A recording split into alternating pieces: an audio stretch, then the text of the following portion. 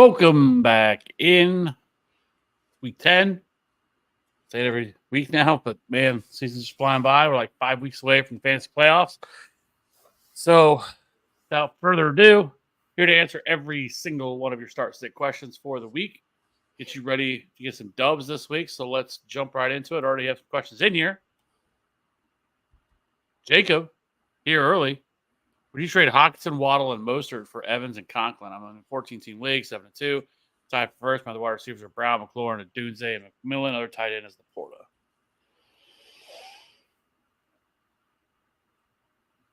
I don't think I would do it with Conklin involved. I don't mind it. I don't know. I don't have a ton of interest in Conklin.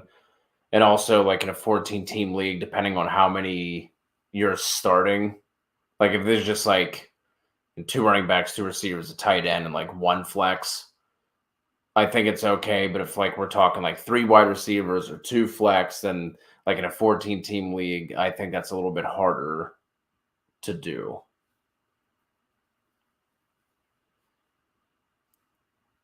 Yeah.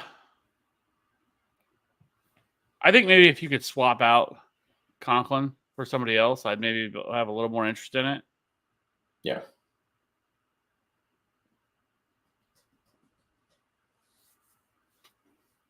It does sound like Evans is getting closer to return, so that's positive. But I still would be surprised if there's any reason to bring it because I think they go on bye week 12, I believe.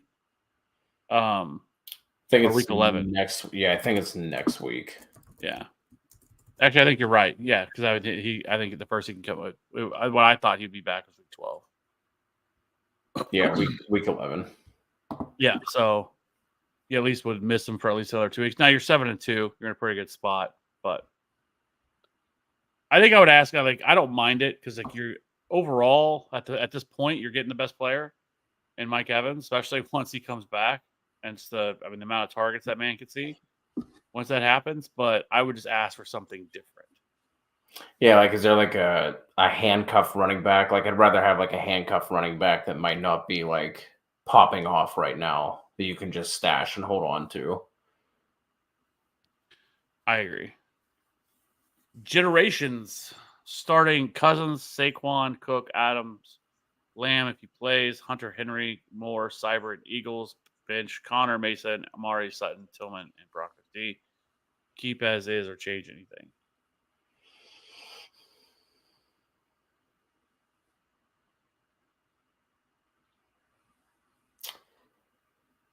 If Keon Coleman doesn't play, I would go Amari over, I'm assuming that's DJ Moore.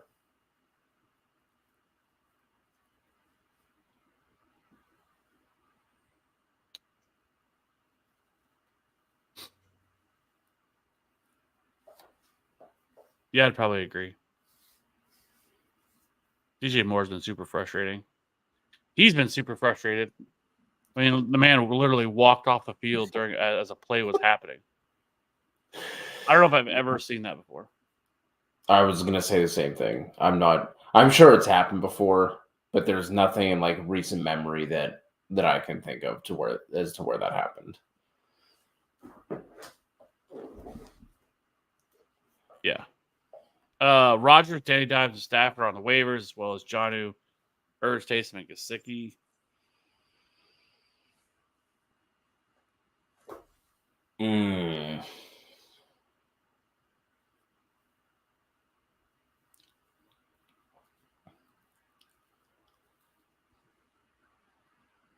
Man.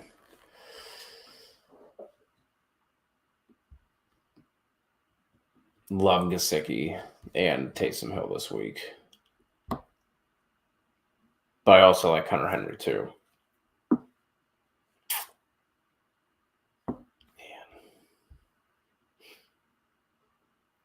I'm keeping Cousins. I think I'd play Taysom over Henry. I have Taysom in my top 12. I have him at tight end 7. Where do you have Gesicki? Do you have him above Hunter Henry or no? Yeah, I have him at tight end 11.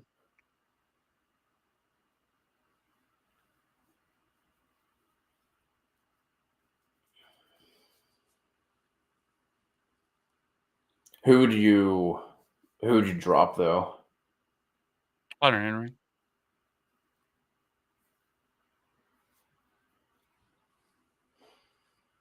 I'm fine with that.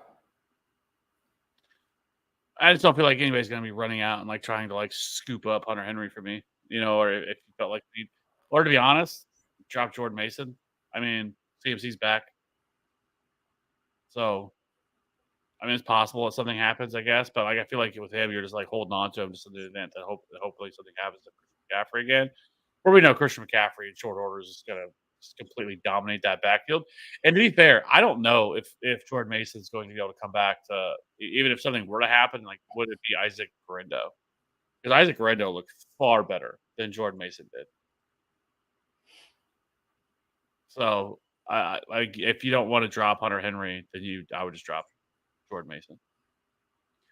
Would you flex, or I guess would you go 2 tight end over like Amari Cooper or DJ Moore? Like, would you go like Gesicki and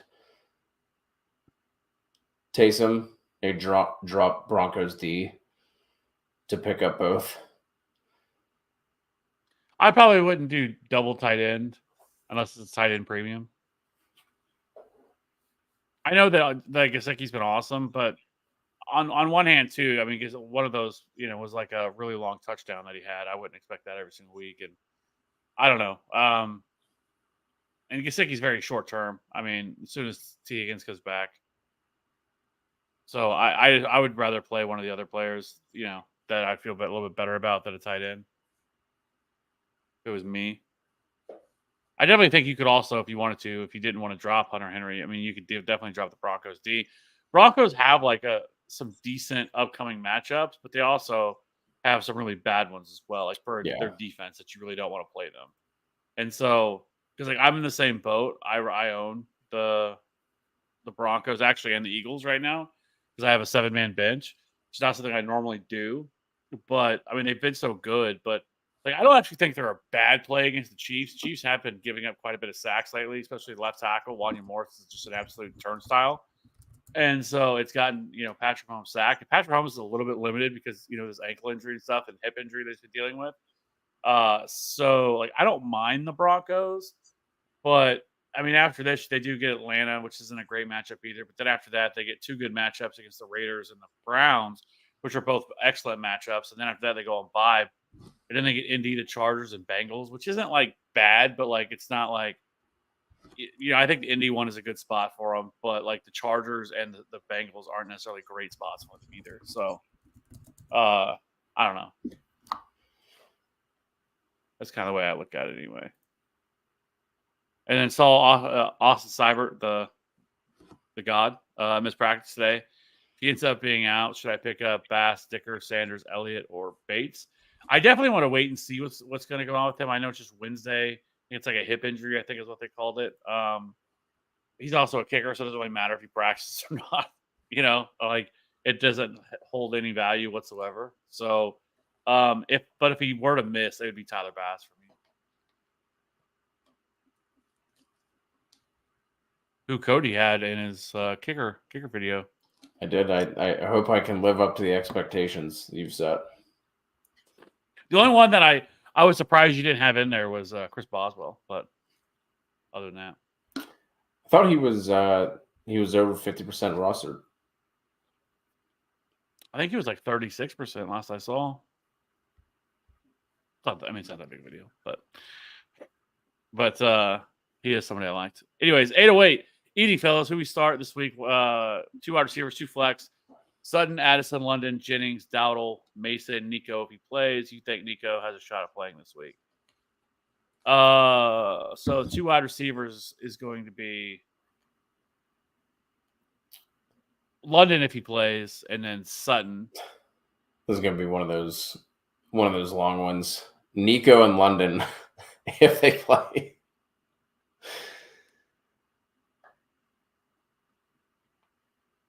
And then, yeah, I guess if they don't, my next two would be, man.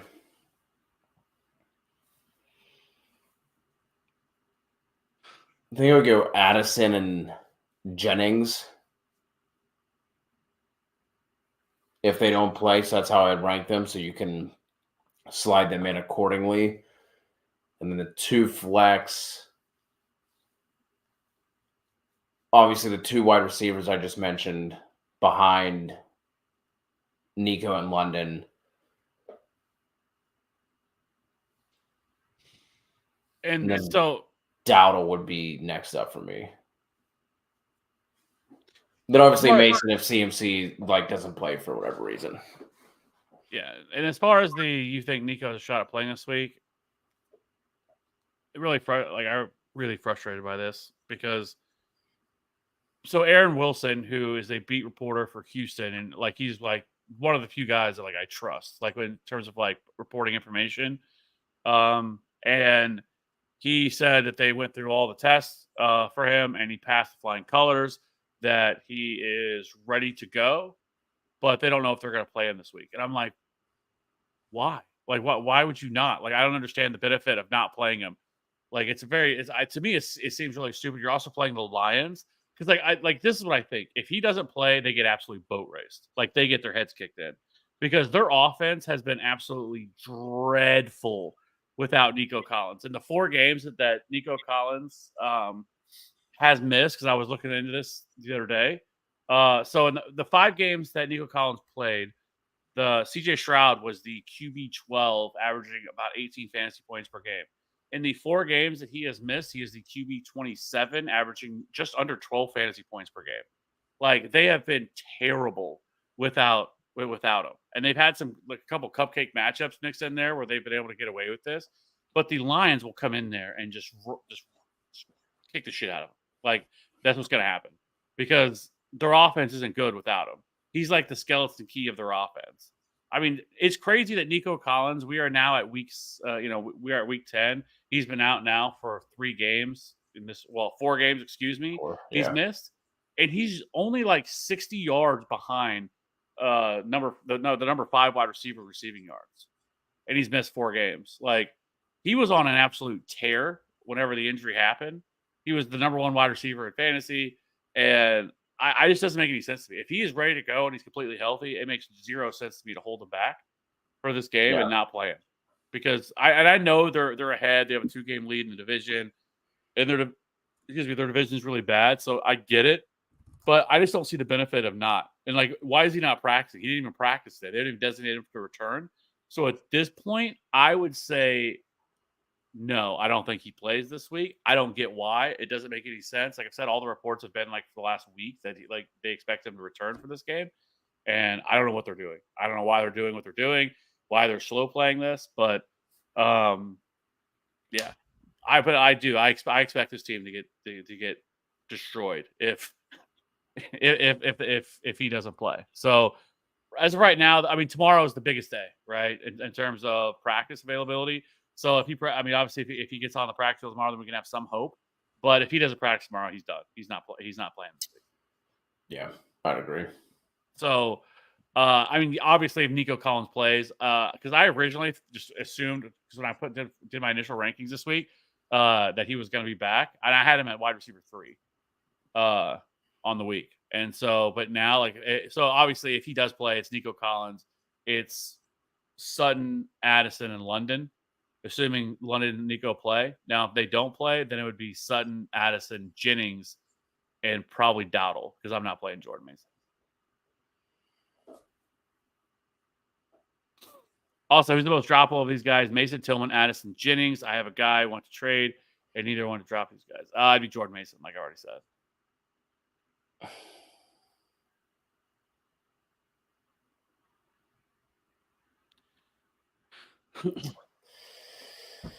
Man,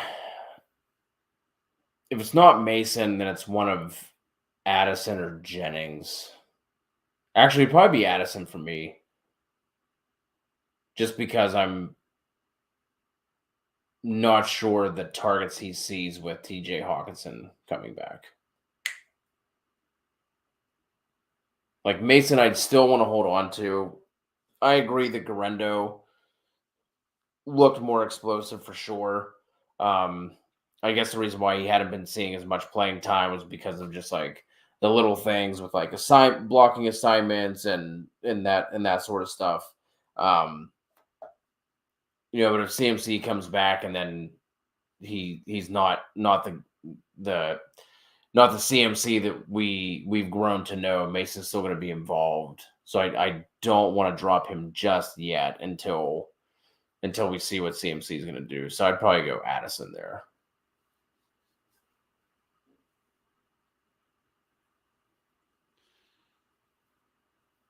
Yeah, it's just tough for me to want to drop any of the wide receivers that you have there. But I get it. ET, what's good, TFA fam? I have a two-parter for you tonight, non-PPR. Who would you start as a wide receiver 2 between Cooper, Hopkins, and JMO? This would be Hopkins for me. Hopkins, yeah. And then pick a flex between Monty or any of the above wide receivers. It'd be Monty. Yep. ET, Bijan and Hunter, my other running backs. Okay, for this week. So, yeah, that's what I said.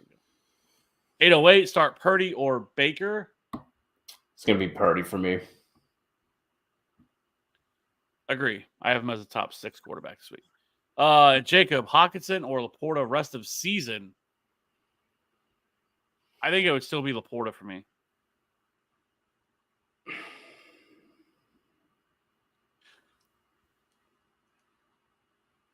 I think I would lean Hawk.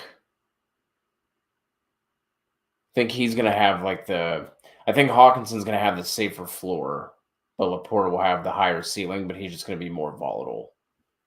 So I'd probably lean Hawkinson.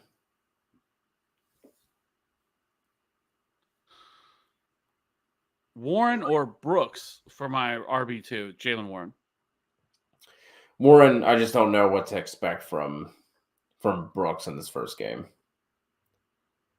I just expect very little. Chuba Hubbard's been so good, and I don't see why they would move off of him as a starter right now.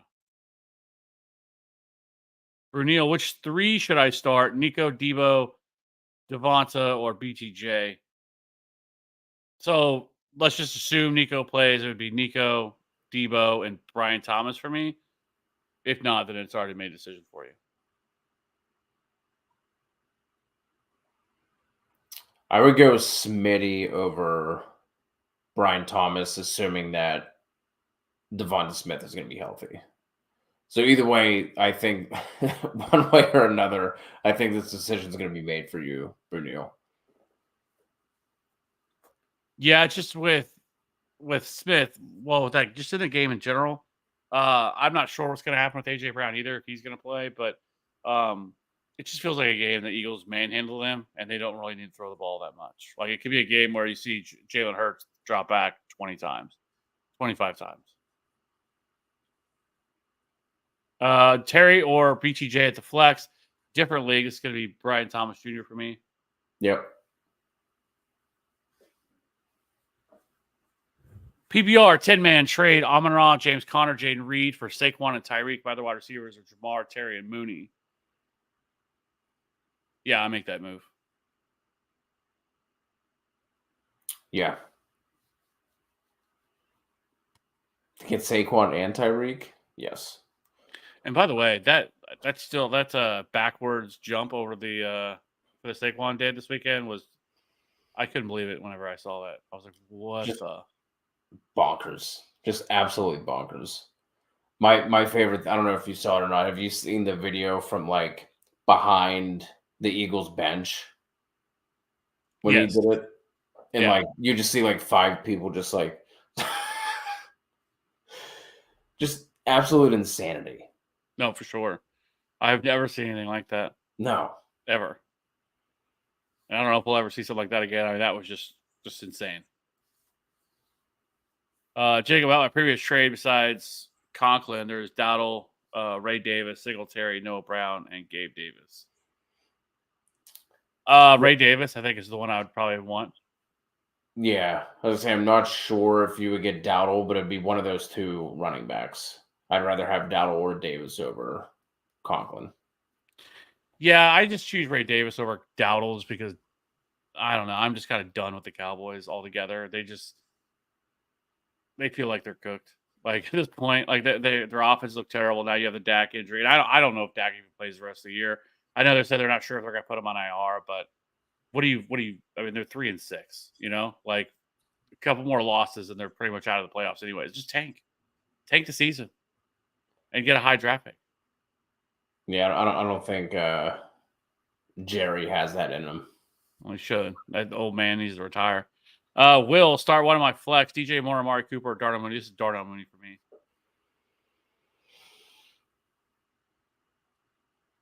So if Drake London's out, I would go Mooney.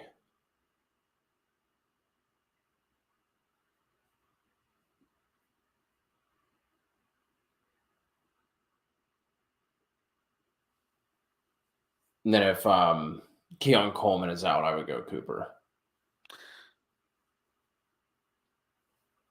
I would go Mooney no matter what, but yeah. Jay Hanks start Stroud, Kirk, or Tua if Nico plays. I mean, if Nico plays, I'm going Stroud. If not, I'm going to go Tua.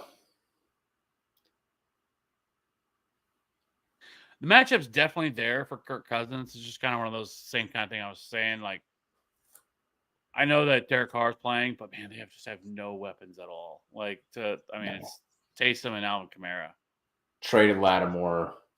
Yeah. Canned Denny. Just makes you nervous playing, Kirk, then think that maybe they just kind of shy away from him because they don't really need to. Really having to throw the ball that much. Yeah, does it just end up being just a Bijan, Tyler Algier 35 touch game? Yeah, not to mention the Saints are absolutely dreadful against the run, so that helps too. Ashton, sit one, Leggett, Chase Brown, or Waddle. I'm going to sit Leggett. I just said Chase Brown. Ooh. I get it. Yeah, it's not a good matchup at all. The only thing I would say, though, is just, man, that man he saw 100% of the snaps. I know Khalil Herbert's there, and I'm sure Khalil Herbert will mix in a little bit, but he's not taking away any touches, any of the high-value touches, I think, Chase Brown. And so it's tough because, he could legitimately play another 80, 90% of snaps. But I get it because the matchup is not great. The Ravens have been really good against the run this year. Yeah, it's strictly just a matchup play. I think Brown definitely has the safer floor. I'm just shooting ceiling there with Leggett. Jimbo Fisher. I'm weak at running back position. I want to pick up Khalil Herbert as a handcuff for Chase Brown. I would have to drop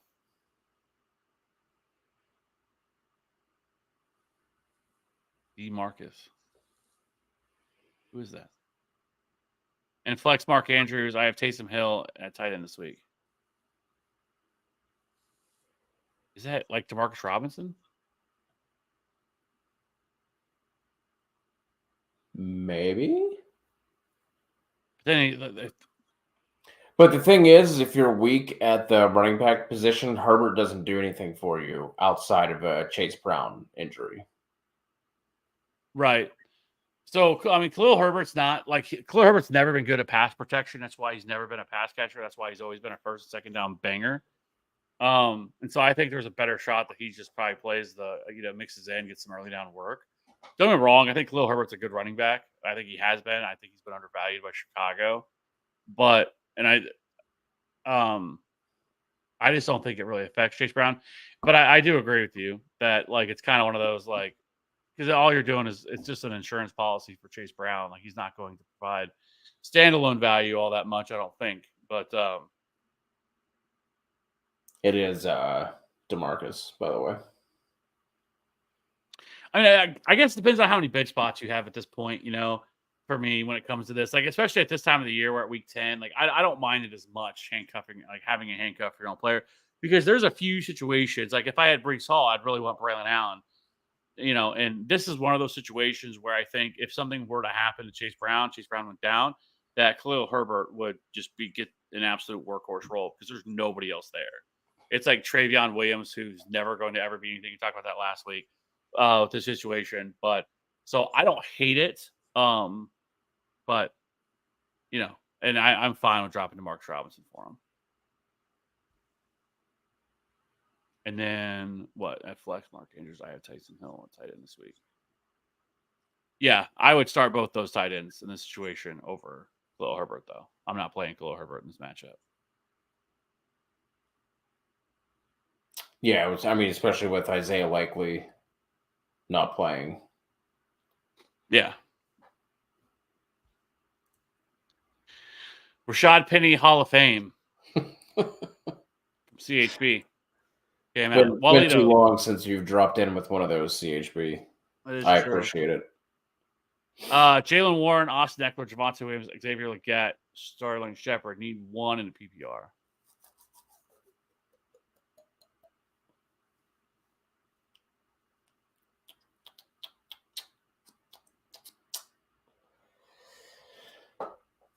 So again, as long as Sterling Shepard's going to be the guy I go with, I think he's going to be fine, even though he was a DMP today. I think he'll be okay. If for whatever reason he doesn't go, then it would be Legette.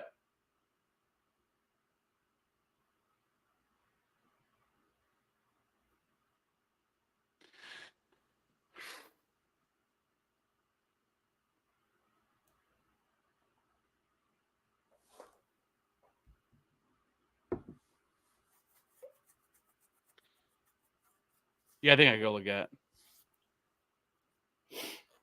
I just don't love any of the running backs. Like, Jalen Warren's probably the one I like the most here from this group, but he just is only seeing like 9 to 10 touches a game. So, yeah.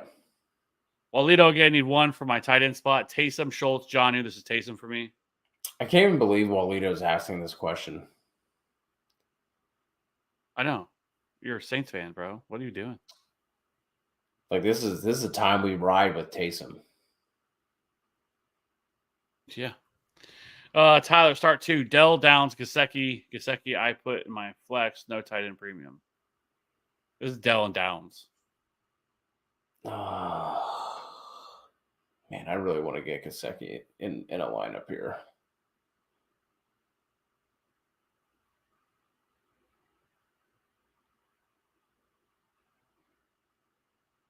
But I agree. I think you got to go Dell and Downs. Tyler, who are you starting at tight end?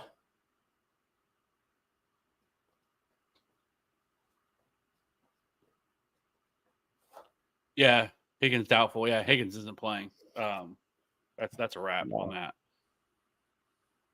And then AJ Brown is limited. We'll see. So Tyler's starting K. Dotton. Yeah, you're playing K. Dotton. K. Dotton, I have a tight end 4. Yeah. Jacob, thanks for the help. Everyone, like, sub. Absolutely. Appreciate that. Jacob, wait, what? Before? Help. Start 2. J.K. Dobbins, Devontae Adams, Debo.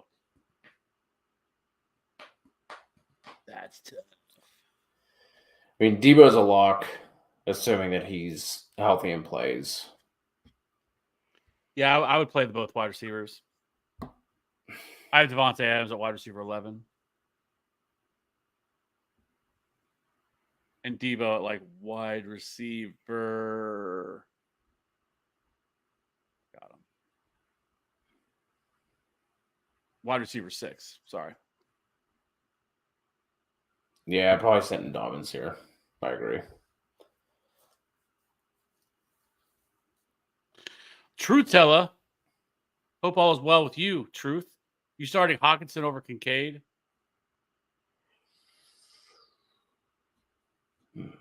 Are we chasing the 10 Kincaid targets from last week?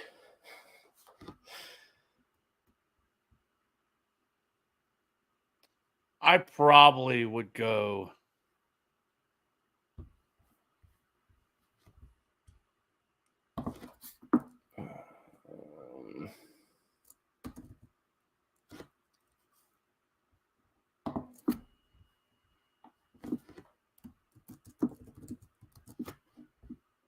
I would go Kincaid. Let's see. It's better than I thought. I think I would go Hawkinson.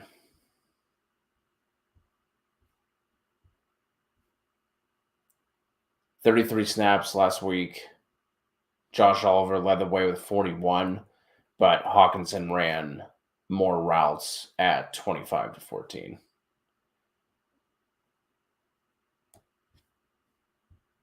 It's better than I thought it was.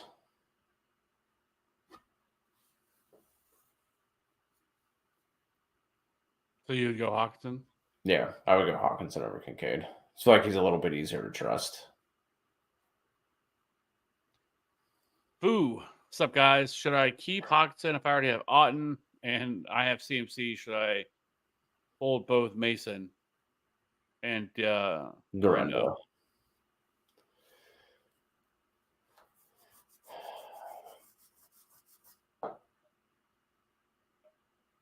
I don't think you need both of them, both tight ends at this point.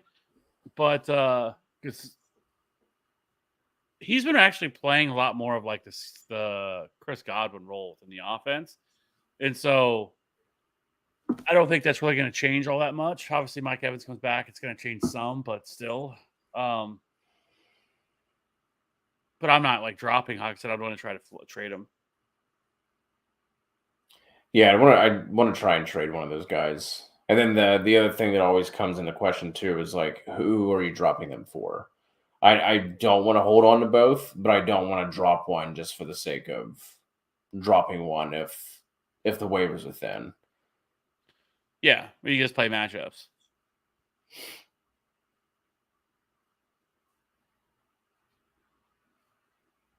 And then on the other one, I mean, I think I'd at least wait for this week. I think if it was me, just to see just kind of the breakdown of how this is going to work with Chris McCaffrey, what kind of roles he's seeing right out the gate and stuff like that. But I definitely don't want all three of them. I mean, you're really just clogging up a bunch of roster spots at that point. Is there any hope for Thielen producing well after his return? Also, if I drop Mason, Leggett, Johnston, Worthy, Brooks, and Ray Davis are all on the waivers.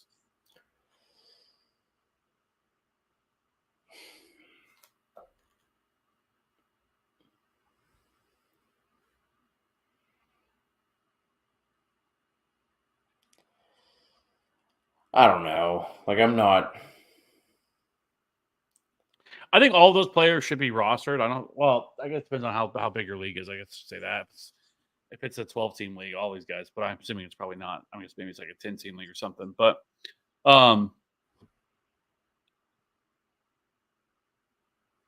like I think he can. Like I don't think there's anything like we've seen this before last year in a short sample, especially with Bryce Young, that like he was being absolutely peppered with targets. Deontay Johnson's gone. That's a positive, but I mean, I still think though, just for upside purposes, I would rather have one of the waiver wire players that you have. And if you dropped Mason, like I think I would probably do it for. I want to say Xavier Worthy, but man, I don't know, especially with the way that Kelsey and Hopkins, like I don't know if he gets any more of a bigger role than what he is. I mean, the dude should have had a touchdown, to be honest with you. You know, like he was. I don't know how he didn't get his feet in for that. Like that was crazy to me. Like it looked like a absolute walk-in touchdown, and he stepped out of bounds. Yeah. Like I think if I was going to drop the running back, I think I would just drop Mason for Ray Davis. I think it's probably how I'd end up playing it.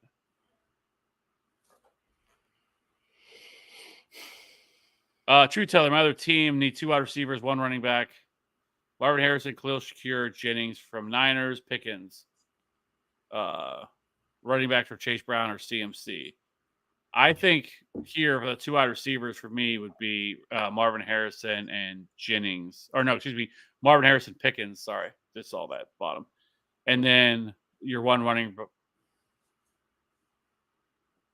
back's gonna be CMC. Yeah, CMC plays. You're playing him.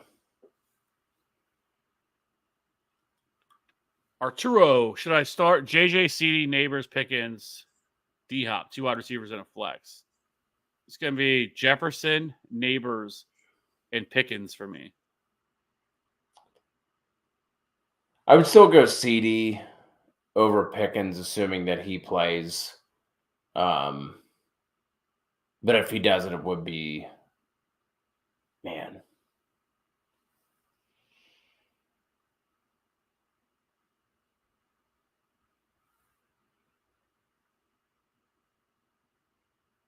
I think it would be Pickens.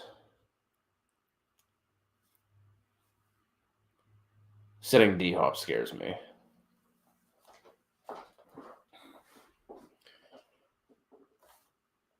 Yeah, I just really like Pickens' matchup and what Pickens has done. He's such a perfect fit for Russell Wilson. Yeah. And CD, I have a wide receiver 23, I think. I'm just not all that excited about the situation.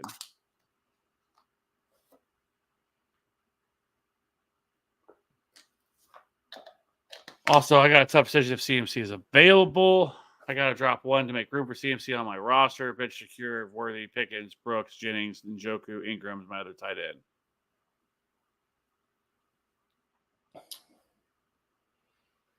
I try and trade one of those tight ends first. And maybe try and package like Jennings and one of the tight ends. Make room that way. Because I'm not sure I necessarily want to drop any of those bench guys. Certainly not dropping Pickens.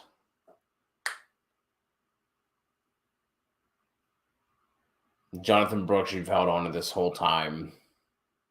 Doesn't really make sense to drop him now. Although that's definitely going to be a ramp up before he sees like legitimate involvement. Shakir might not have like a fantastic ceiling, but he's super consistent. And Worthy, I don't want to drop either.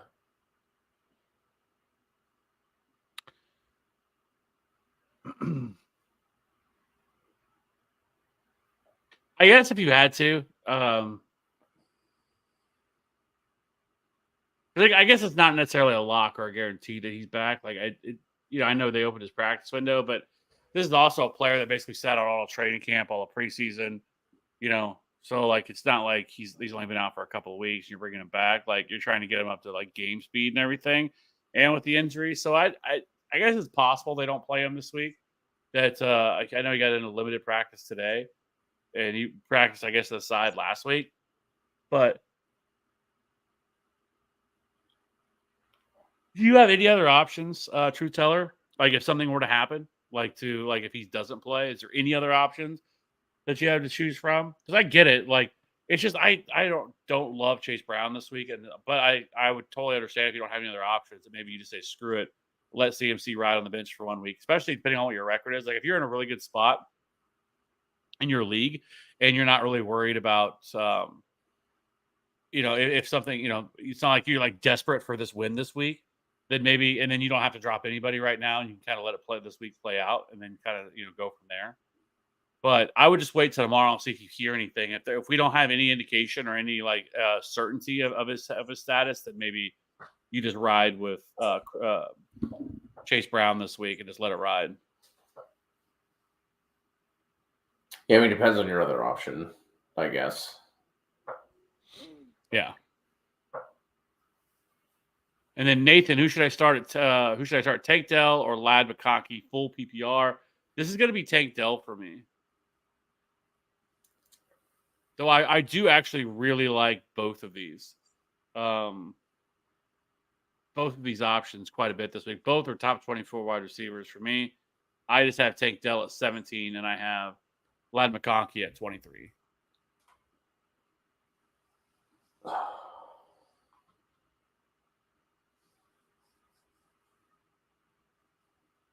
Yeah, it's probably Tank.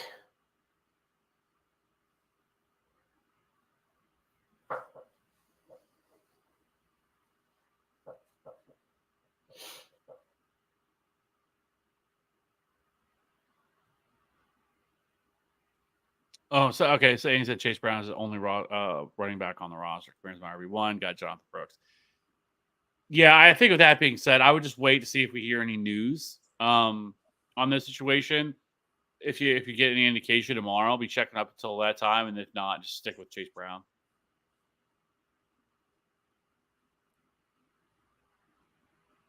Yeah, that's probably the right play.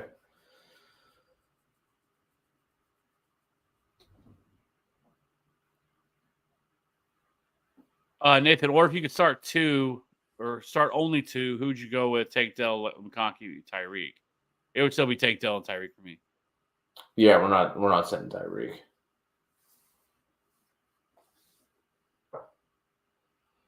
CMC or Hubbard. So if CMC plays, it's going to be CMC for me. Pretty. I don't want to say pretty easy because I actually love this matchup for Hubbard. But if CMC is playing, I'm going to play Christian McCaffrey. Yeah, I agree. Sergio, would you trade Adams plus Ridley for Debo plus Javonte? I'm in a wide receiver room would have Kittle and tight end, but only two running backs are Hunt and JK. I don't mind that thought process, but like Javonte Williams doesn't inspire like too much. And now we're getting Audric Esme is going to start mixing in more, and like I don't have any interest in Javonte. Is the problem? Yeah, that's the issue. I don't mind packaging, wide receivers if that's where you're strong, but like Javonte just becomes like an option if Hunt or JK are out by week, whatever it is. Still like almost blindly starting Hunt and JK over Javonte Williams every week. Yeah. What about Debo for Adams straight up? I would take Adams. Yeah, probably. I mean Debo. Sorry. I think it's really close between the two of them. I think there's a case we made on either side for one of those guys.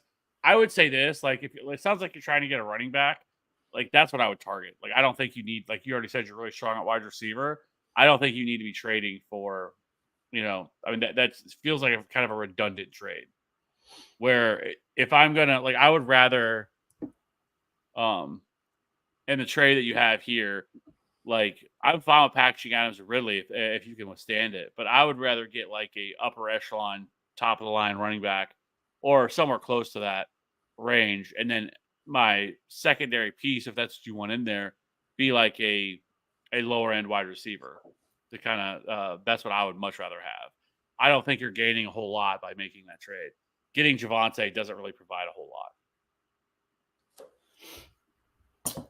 Yeah. I think even if like you wanted to, I think Najee isn't like low key interesting.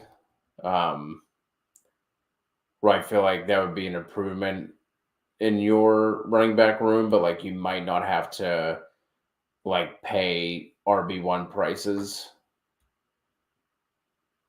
The only thing I hate about Najee is his playoff schedule is fucking terrible. Like, it is brutal. That's fair. I know they have the Chiefs week 17. Which is the worst matchup you can have. But I also know that 6 of their 9 next games are divisional games. Yeah, so the fantasy championship would be the Chiefs. The week prior to that is Baltimore, who's the a top 5 run defense. And then the week prior to that is Philadelphia, who's also a top 5 against the run. And then you also get Cleveland, Cincinnati, Cleveland, Baltimore. Yeah, that's fair. So, like, I think if you're going to try to do something, like try to go and get like trying to think like a Kenneth Walker, especially with him being on bye, it makes it a little bit easier to try to do something like that. I like Kenneth Walker a lot. Obviously, he's played really well. He's had a couple down weeks. Um, Kenneth Walker could definitely be somebody we look at. You know what? I have a video I'm going to record tomorrow night. I got almost all my stuff together, or it's actually a buy sell. So I'll just go through it now. People here with a couple of the running backs that I have on there, like good buys that I went through and kind of looked at all the playoff scheduling for a lot of these guys. So one would be Aaron Jones, who's kind of an easy buy right now. He's the RB17, but he's actually the RB12 in expected fantasy points per game. But his playoff schedules against the Bears, Seahawks, and Packers, all three of these defenses rank inside the top 15 of the most fantasy points allowed to running backs. So that's a really favorable schedule. The Bears have been absolutely dreadful against the run. Seahawks have been terrible against the run. Packers are a little bit more middle of the road. But while Aaron Jones hasn't necessarily crushed this year, it's a lot of it because of he's only scored 4 touchdowns, I think. But he's seeing a 70% opportunity share, 4th in route participation, 5th in target share. He's been awesome in the passing game as well, 10th in yards per route run. So he's definitely a buy for me. Aaron Jones is, and I don't think he costs as much to be able to acquire because that's kind of my focus with this. Is I often see like in like buy sells like trade for Bijan Robinson or Brees Hall. Like, oh, okay, like we're just giving up all these assets to get it. The other two for me are James Conner, who is a really good buy. His expected fantasy playoff schedule is the Patriots, the Panthers, and the Rams. Like I want to buy all Cardinals, like all Cardinals, because the Cardinals schedule here coming up is phenomenal. I think they get the Jets, and that's after that. I think they go and buy. After that, their bye is coming up, but other than that, their fantasy playoff schedule is awesome. That's one of the best running back fantasy schedules you can possibly ask for right there. He's been reliable, scoring 14 or more PPR points in every game but 2 this year as well. Ranks 5th in red zone touches, 5th in explosive run rate. So there's lots to like here with James Conner. So James Conner would be another buy for me. And then lastly, that I have right now is Tyrone Tracy. Tyrone Tracy is also a really easy buy, just coming off the game he's playing. But he's definitely taken over the backfield. His last 4 games, he's averaging 71% of the snaps, 57% of the rush attempts, 51% of the routes, with a 10% target share. He's also been really good on a per touch basis. Over the last 4 games, he's the RB21 at fantasy points per game. Now, prior to this past game, he was actually, I think, an RB top 12 running back, but he kind of fell off a little bit last week. But the Giants have the 5th easiest remaining schedule for running backs, and their fantasy playoffs against the Ravens, the Falcons, and the Colts. On the first game isn't great against the Ravens, but the Falcons and Colts are both pretty decent matchups there. So I think those 3 would be the running backs that I would try to buy that aren't going to cost you as much, because that's what happens. It's like everybody wants to go get the stud. Well, I don't think it's always needed. And then also I put handcuffs to buy.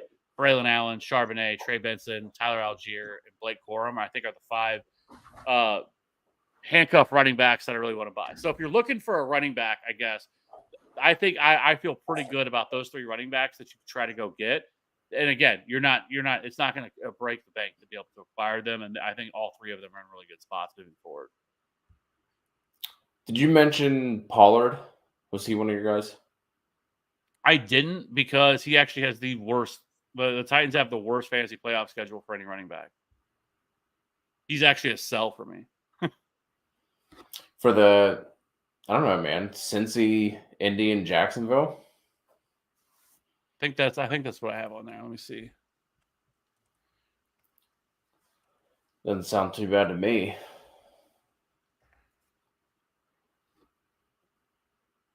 Let's see.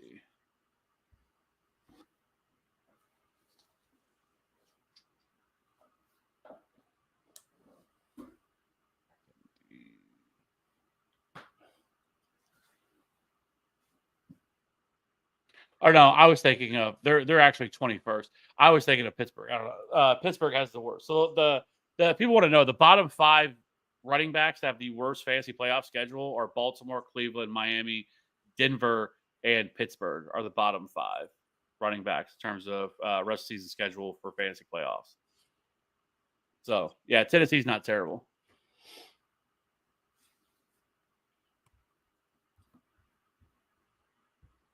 I think I was getting confused on because I actually have I have Tony Pollard as a sit this week. That's what it is because they're playing the Chargers. That's where I was getting. So Pollard's not bad either. I think Pollard's not a bad buy. But those were the 3 running backs that really stood the most out to me in terms of their schedule and just kind of where they're coming in right now. So let's see where are we at. I think here.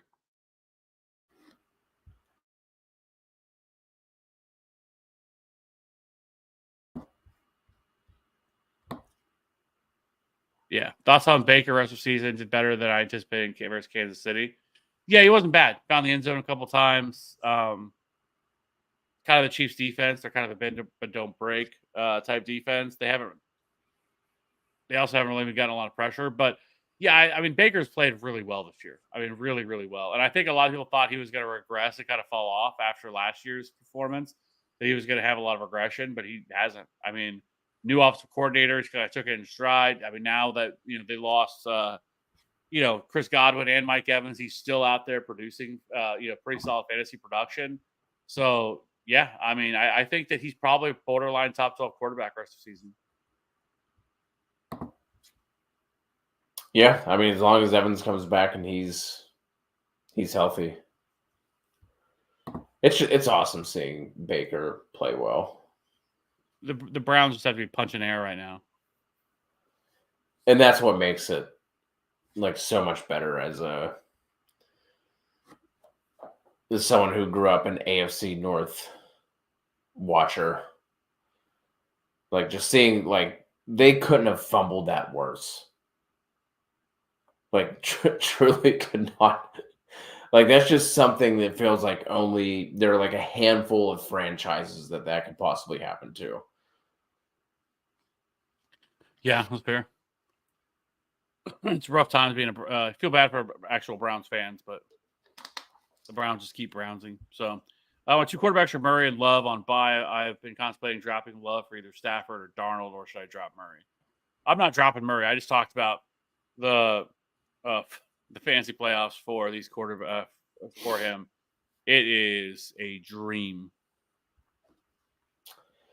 I think this comes down to how active your league is with quarterbacks, because I would rather play Darnold this week over Kyler. Murray. And with the Cardinals having their bye next week, like it's possible Murray slips through.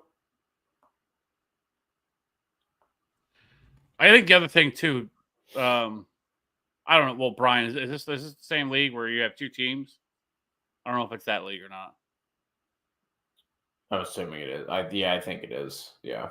If it is, well, just flip them over to the other team, man. Like I would just be, if it was me, I had those 2 teams and I was in a league like that, I would just make my one team a super team, and then the other team is like a feeder team, and I'm just cycling players through and everything else, like not really caring about it whatsoever. Just like using it as my like minor league, for your farm system. Yeah, that's exactly how I'd play it. So call them up. Yeah.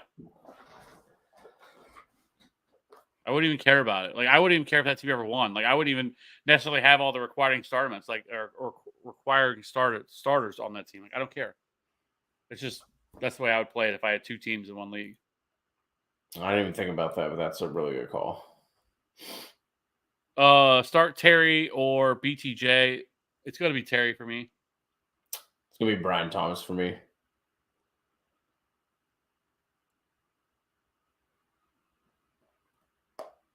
I have Terry at wide receiver 10, and I have Brian Thomas at wide receiver 16. It was kind of a little concerning. I was watching. I watched part of that game, and I did see today. I think it was. I can't remember who it was on Twitter. I'd love to shout the person out. I think it was maybe Jacob Gibbs. I could be wrong on that. they were showing some like all 22 clips of Brian Thomas, and it looked like he was almost like a decoy. That it really wasn't going that hard, and it looked like that maybe they were because he was coming off that chest injury.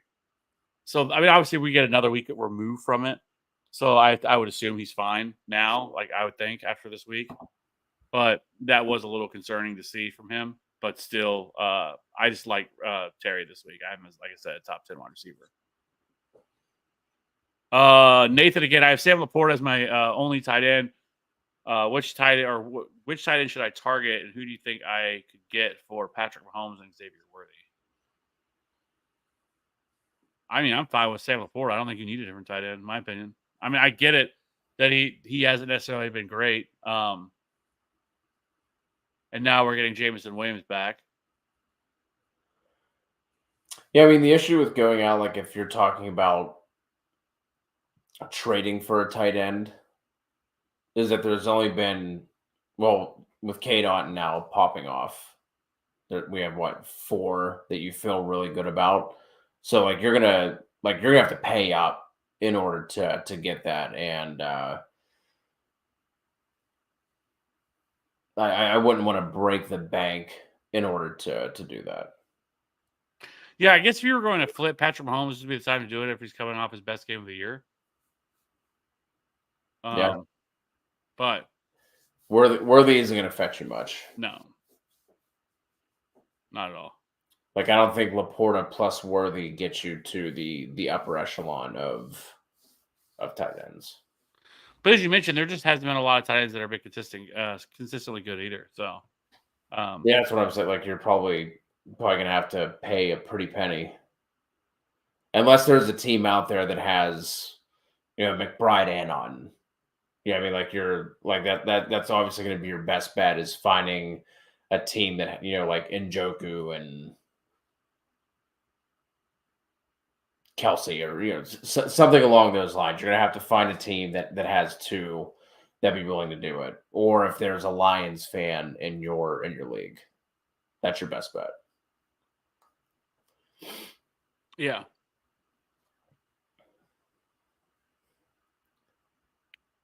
What's up, guys? So I have T. Higgins and Tony Pollard and doubtful and questionable. Should I trade or wait until Thursday or Friday for an update? Thank you.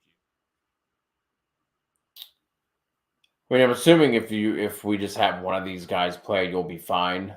And I like Pollard was what DMPs all week, and then came out with that foot injury and had 20 something like 20, 25 touches, something crazy. So I think Pollard's going to be fine.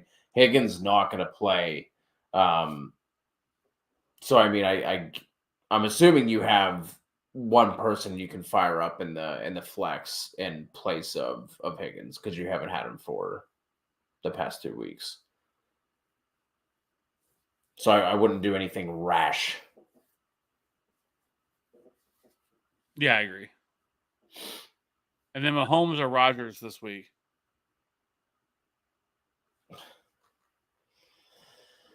Oh my.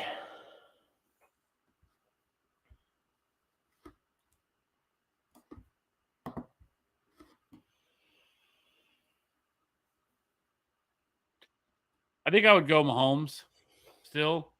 I actually don't mind Aaron Rodgers, but I will say the last 3 or 4 weeks, this Cardinals defense has actually been playing pretty good football.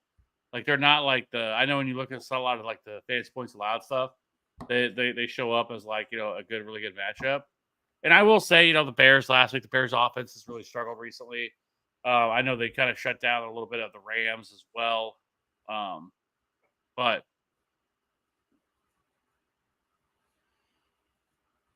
I think I would still go Mahomes.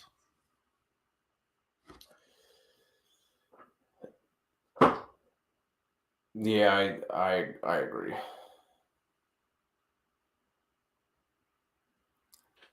Karn lost by 0.2 this week. Dalvin Cook was a solid 0.8 points. That's rough. Yeah, it's really rough. Not to rub it in, Karn, but I had a win by 0.1 this week. In case anyone cares. Yeah. 10-man PPR, Amon-Ra and James Conner for Saquon. Other wide receivers are Jamar, Terry Reed, Mooney, running backs for Henry, Brian Robinson, Chase Brown.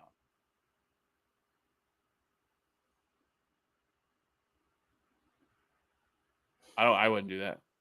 I don't think so either. I like I don't the think you need it either. yeah. I think you're in a better spot having Amon-Ra with Jamar, Terry Reed, Mooney, and then having D-Rob, Henry, Brian Robinson, Chase Brown with Connor than you are anything else. Yeah, I was just gonna say your receiver room starts to look really thin if you offload him on. Yeah, and let's not forget just the state of the wide receiver room, the state of the wide receivers right now, and the pace that they're going down at. Yes.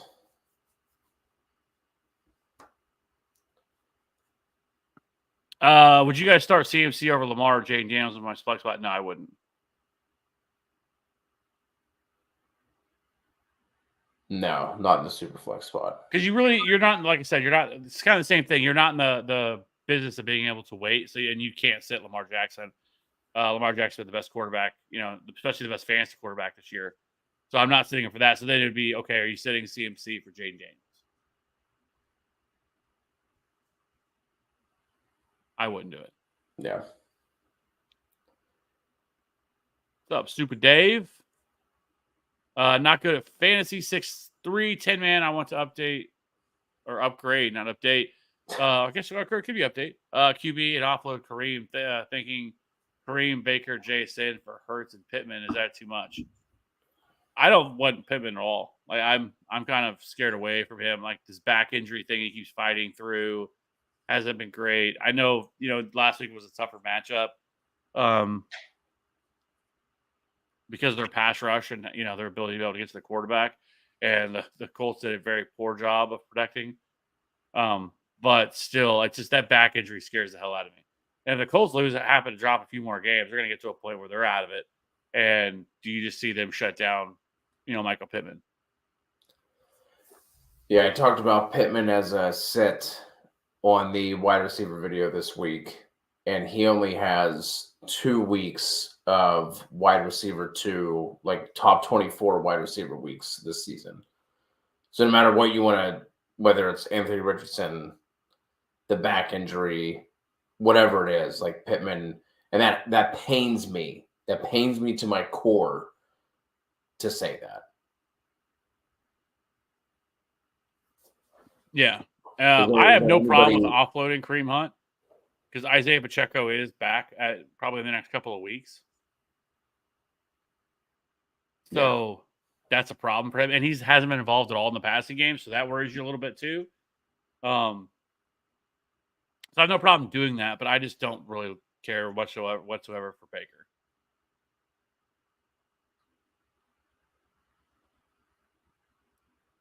Four and 5 making a comeback, even though I traded away Achane. I need a RB running back, a 2 flex, Ray Davis, Spears, Singletary, Wright, Odunze, Demarcus Robinson, McMillan, Brooks, PPR.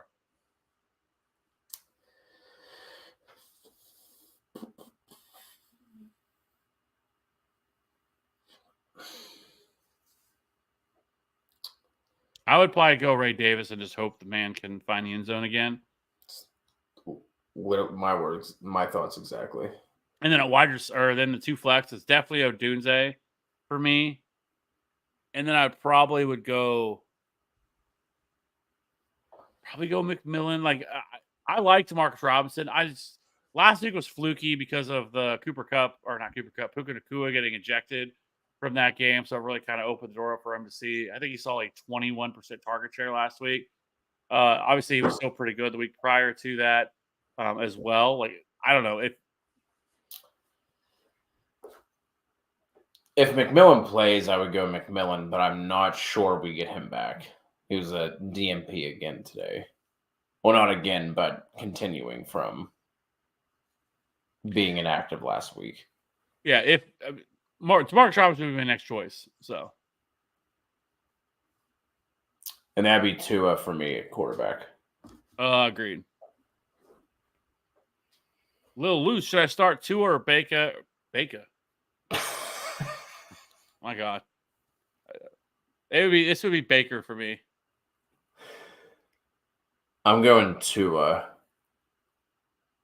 Get it. over Baker. And then I start Waddle, Ridley, Pollard, or Stevenson for flex.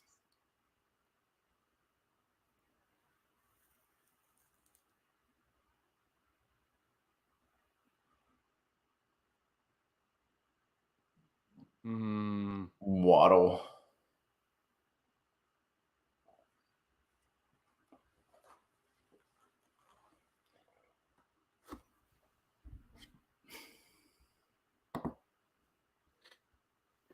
Because I really like Ramondre. See, I would go Ramondre. If it was me. It is tough though because he has looked not good recently. I think he's averaging like 1.8 yards per carry or something crazy, something like that. Yikes! But he does have 4 touchdowns, which is where it's all coming from. Super Dave also, who should I drop if it's Tua? Who should I drop, or who should I drop if you suggest Brooks to activate him?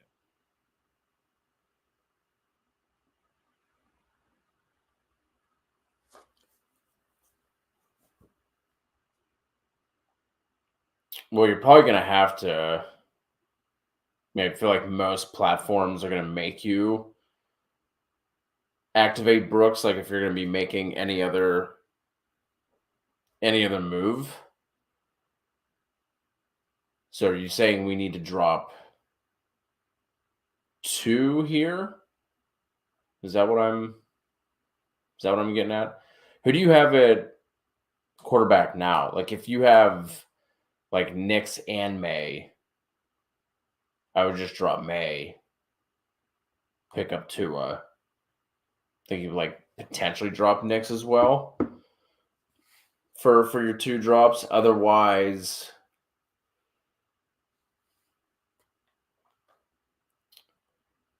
probably be Spears or Jalen Wright. Like I feel like those are the 2 you'd have the best chance of picking up again the following week, assuming no injuries. Yeah, especially if Spears, not playing very well and being injured all year. I don't think anybody's running out to pick up Tajay Spears at this point. Yeah. You guys still taking? Yes, we are still taking questions. Oh yeah, we are. Not good at fantasy. Again, you mentioned Miami have a bottom 5 playoff schedule with HEA's receiving upside. Is he matchup proof, or should trade for someone like Hall? A great playoff schedule be considered. I would not trade HAN. There's certain players that are just kind of playoff or matchup proof. He's one of them just because of how super explosive he is, and also just the incredible target share he's seeing right now. I mean, it's absolutely insane. He's basically their wide receiver 2 at this point. So he's not a player that I'm all that concerned with it on. So I definitely would want to hold on to him.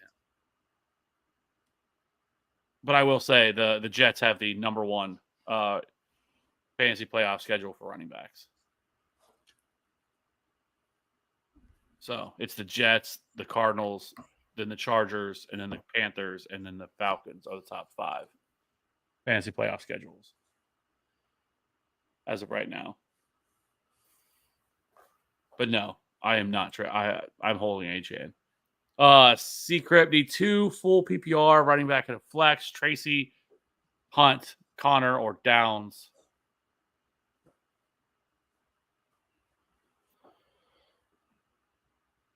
This is going to be Tracy and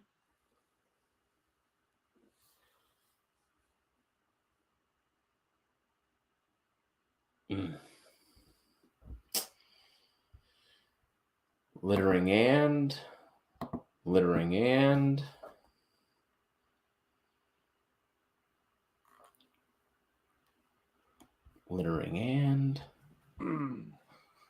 this is tough. I think I would go Tracy and Connor.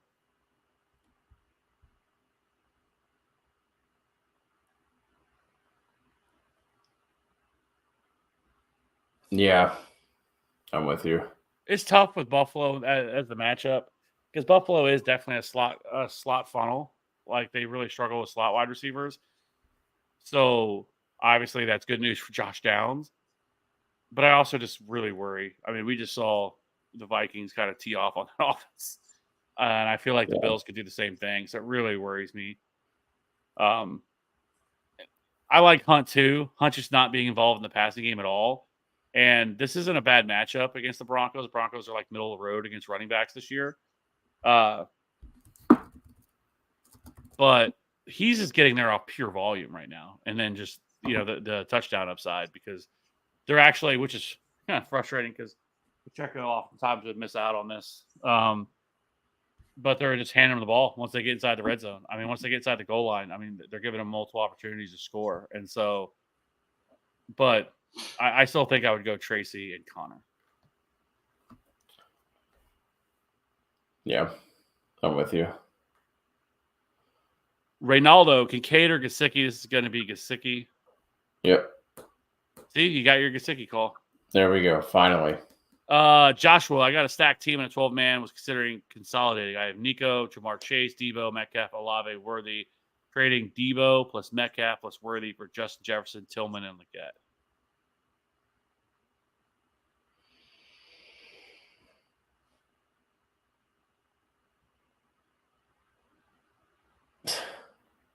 As crazy as it sounds, I think I would probably rather have the Debo Metcalf side.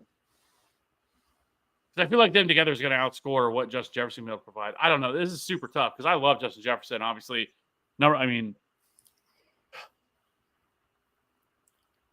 until Joshua, how many wide receivers can you start? Like, is this like 2 wide receivers and a flex? Because if it's 2 wide receivers and a flex, I think I'm making that move. But if it's 3 and a flex or like 2 and 2 flex, I think I have to hold as much as I want to make that move. Yeah, it's just tough because I feel like with Brandon Ayuk out, like Deebo Samuel could be a top 5 wide receiver rest of the season. Top 10 at worst, and then Metcalf was kind of trending towards top 12 wide receiver this year. And then you become, obviously you're going to have Justin Jefferson and Jamar Chase, which is phenomenal. But then after that, you have Olave, which I don't know if Olave plays again this year. With where they're at, this is being his 2nd concussion already this year, 5, in his career, dating back to college. And it's his 4th since 2022. Like, it's concerning for Chris Olave to have this many concussions. And then this is a team that's cleaning house, fired their head coach. They're 2-7. Like, I don't know if Chris Olave comes back this year, honestly. I wouldn't be surprised if they even put him on IR. Like, it seems like, if you have your 2nd in a year, like, they need to tread lightly with him. And so then you're down to Worthy. It's your only other wide receiver. Yeah. And it is 2 wide receivers and 2 flex spots. So I think I would hold on to depth. The only way it works out is if Tillman continues to play the way Tillman's played. But that's still a pretty big risk. Yeah. And then there's no guarantee that they don't, because they just have some fascination and love for DTR. And it's possible they could switch back to him. And if that happens, I wouldn't want any part of him.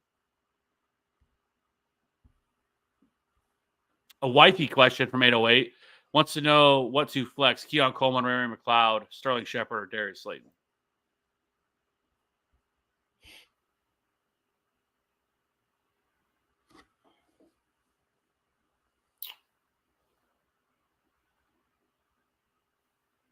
So I feel like Slayton's not going to play DMP today with a concussion. Coleman, it sounds like this could be like a multi-week thing with his wrist injury. So this decision might be made for your wife, 808. I think it's probably going to be down to Ray and Shepard, which I like. I like both. I talked about both of them in my wide receiver video, so works out. Yeah, I agree. If Slayton didn't practice today at all, I feel like I'm pretty confident that he's probably not going to play.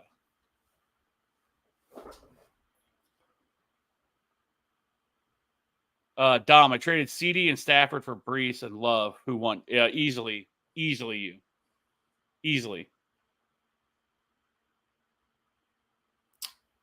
Yeah. Yeah. Especially with CD's outlook for the rest of the season. Yeah, and he's also dealing with his own injury. So, and like I said, Brees Hall has the number 1 schedule for rest of season for running backs. Just before we get too far removed from it, Joshua also has Kyron and Mixon as his running backs. How do you end up with that team in a 12-man? That is bonkers. Well, I mean, just for like I'm assuming he drafted Chase in the first round, right? And then Kyron was like a second. Mixon was like a 4th, I believe, if I remember correctly. But Nico was up there. Debo.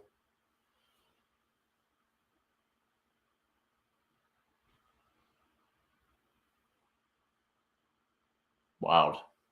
Good for you. Yeah, he has Nico too. Oh my gosh. Yeah, that's what I'm saying. Had it been a trade there. Wait a second. See, I skipped over that. So whenever we were talking about it, so actually he would still have Nico, Jamar, and Justin Jefferson. It still would be a little bit of a hit with the. It's basically you're taking the gamble on Tillman, right? Is basically what you're doing.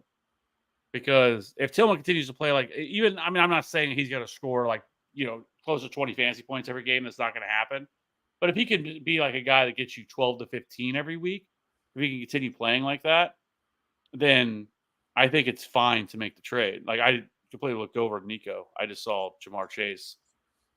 My goodness, he has Nico, Jamar Chase, Debo, and Metcalf. Oh my gosh, and Olave. To go with Kyron and Mixon at.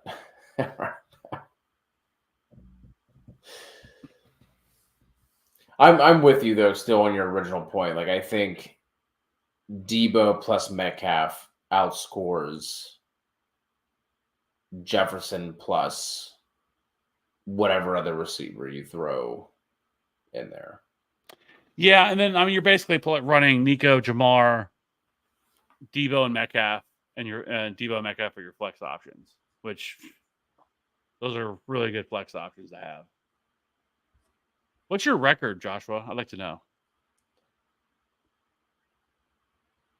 It's 5-4. I was gonna say I could see that because Nico's been out for 4 weeks. Jamar Chase is kind of underwhelmed at times. Debo missed a little bit. Metcalf has missed the last couple of weeks. Mixon missed a few weeks. Olave's missed time. But I also feel like, man, once Nico's back, hopefully T. Higgins can come back. Jamar Chase, Debo. I mean, this team could go on an absolute heater the rest of the season. Love that for you. Great team. Drop 2 or wait and see if McMillan or Lamb is out and switch and then drop a quarterback. So I was going back to Super Dave's because we both said Tua, and then he needs to activate Brooks, so he has to drop 2 in order to make those moves.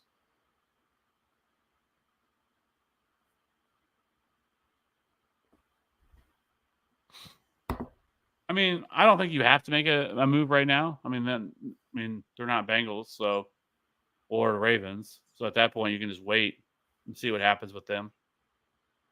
And then you could always just flip, one of those guys. I mean, if you had to drop McMillan, you could drop Jalen McMillan, but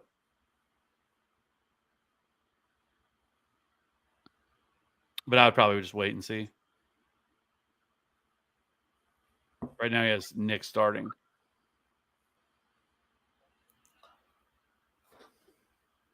Like May, Nick's schedule. Yeah.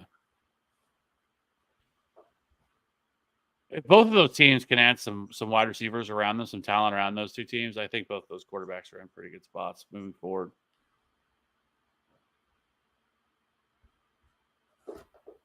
Froggy, my team is Hurts, Mixon, Jones, Jamar, Pickens, Gibbs, Vikings, Austin, Finch, Broncos, K9, Dell, McConkey, Sutton, Chuba, and Jacoby. Who could I trade for a wide receiver 2?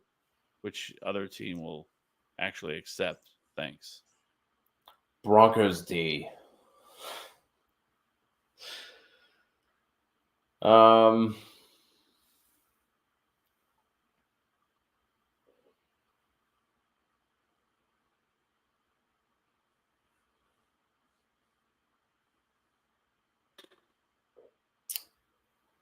So,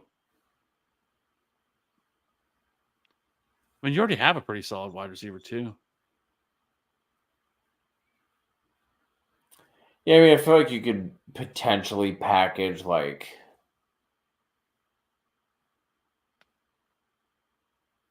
McConkey and Jacoby, potentially something like that.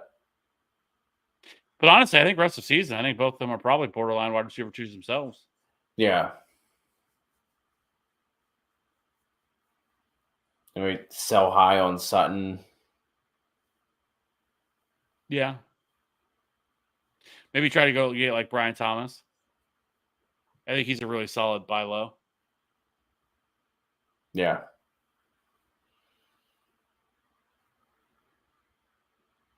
Yeah. That's probably what I would look to do. Sell high on Sutton. This is a tough call every week because he has Mixon, Jones, Gibbs, and Kenneth Walker.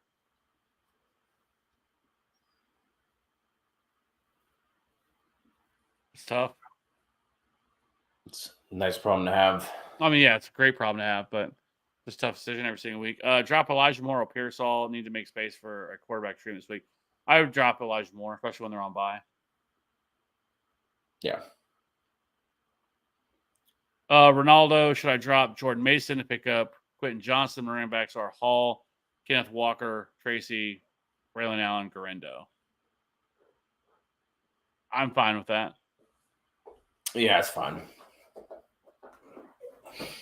Don't worry, I'm starting Chase, Neighbors, and Lamb if he plays, and Hunter Henry and tight end against the lowest scoring team. LOL. Marcus, should I drop Pittman for any Pearsall, Demario, Douglas, McMillan, Quentin Johnson? I'm tired of Pittman. Yeah, I don't blame you. And there's no trade like value with him whatsoever. So you can't like flip him to anybody.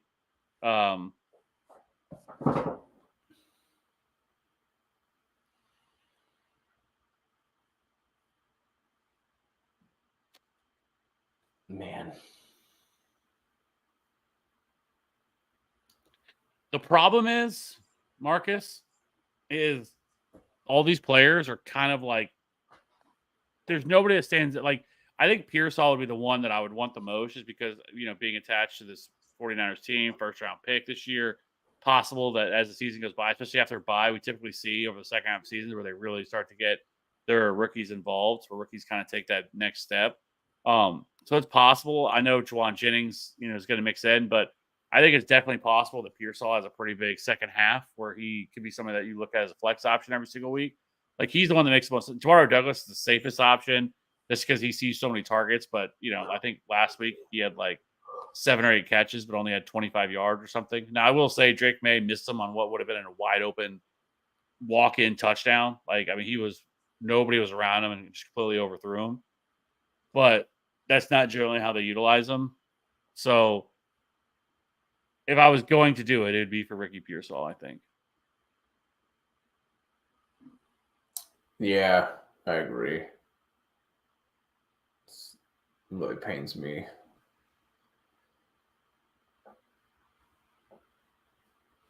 It's Drake May, the poor man's Josh Allen. I don't hate that. No, and I mean, if you remember the first year or two, Josh Allen wasn't Josh Allen. It took a little bit of time. They need to get Drake May an offensive line and some weapons. for I have sure. so much Jalen Polk in Dynasty, and it's not looking great. But I will say, in basically the 4 games that he started, I guess technically, one of those games he got knocked out of. I believe against the Jets. I believe he, yeah, that's when he got hurt. I think that's when he got the concussion. Yeah, it was. But in the other 3 games, he scored 21.5, 20.8, and 17.7 fantasy points. He had like 90 rushing yards last week or something. 80, Yeah, 90 70. rushing yards. Yeah. So yeah. Should I start McConkey over Pickens? I'm starting Pickens. I'm going to start Pickens there. Who do I start at flex? Marv, Odunze, or Jennings?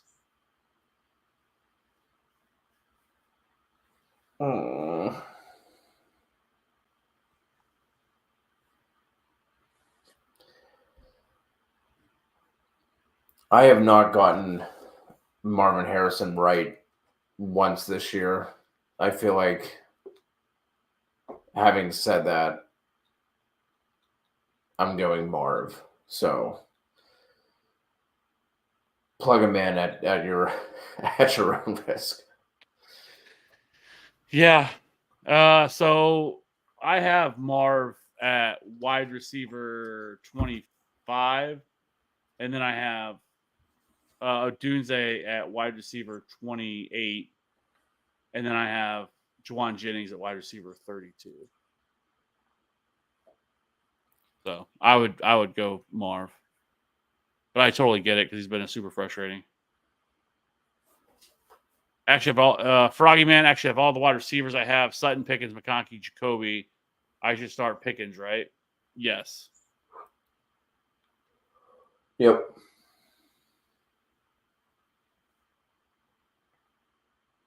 Speaking of the buy low stuff, that I was talking about, buy sell. I don't think people understand how good George Pickens has been this year. Like on every metric that you would look at for like wide receivers, he's been really damn good this year. I know some of the production necessarily hasn't followed. I know it has over the last couple of weeks, but George Pickens right now is he's wide receiver 36, 11.6 fantasy points per game, which obviously is not great, but that also has a lot to do more so with the early season at times. But yeah, that little 2-game stretch for weeks 5 and week 6. But the 2 games so far with Russell Wilson have been really good, but on like a per touch basis. So he is 8th in yards per route run, 6th in yards per team pass attempt this year. Like he's been really good. So, and he actually, while he's wide receiver 36 in fantasy points per game, he's actually wide receiver 8 in expected fantasy points per game. So I think as long as Russell Wilson continue to keep playing the same way that he is, like George Pickens, rest of season, like he's another player like I have on here as a buy low, just because he's wide receiver 36, and I think you could probably buy him from somebody. I think he's in a really good spot rest of season. So I have 1 share. yeah. Jalen West, Taysom, Andrews, or Goddard at tight end. This could be Taysom for me. Also Gesicki, and we need 2. Oh, 2 tight ends. I'm gonna go Andrews and Taysom.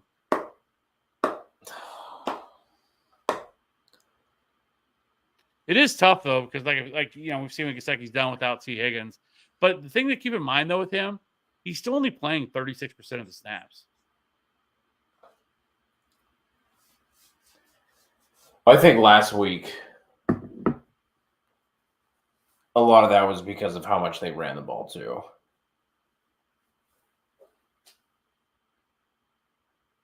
Oh. It's a really good matchup. Like we already said, Isaiah Likely's out. So that really helps out Mark Andrews. So I think if I think if you need to swing, it's Taysom and Andrews.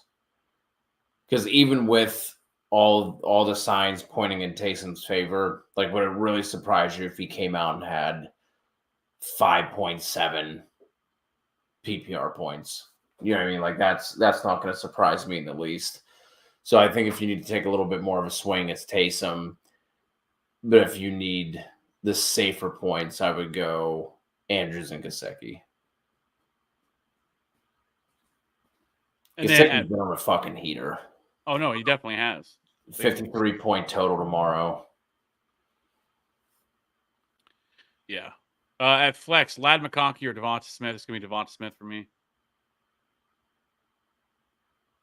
Oh god, I didn't even see that part of it. I was like, where's why is the question not changing and where is he reading this? Yeah, Smitty. It is tough though. Only thing I'll say is just because assuming Smitty plays. Right. It's just the only thing I'll say is like game script and all that stuff does not sound great. And if the Eagles are able to get up quickly, they will just run the hell out of the ball and not really throw the ball that much. Where I don't have and I was actually surprised that the Chargers have actually gotten so pass heavy. And it hasn't just been like they've been in like negative game scripts and they've had to throw the ball. Like there's been multiple games where they've had to lead and they still have chosen to throw the ball quite a bit. So they're really starting to throw the ball a lot more. Herbert has the second most dropbacks of any quarterback over the last 4 games. So I don't know. We may not even have to make this decision because it's possible that Smith misses, but I don't know. I would. Let me put it this way: if Smith plays and AJ Brown were to miss, I would go Smith. If AJ Brown plays and obviously Devonta Smith plays, I would go Lad McConkey. That's the way I'm going to word it. I know it's a lot, but that's the way I would look at it. Yeah.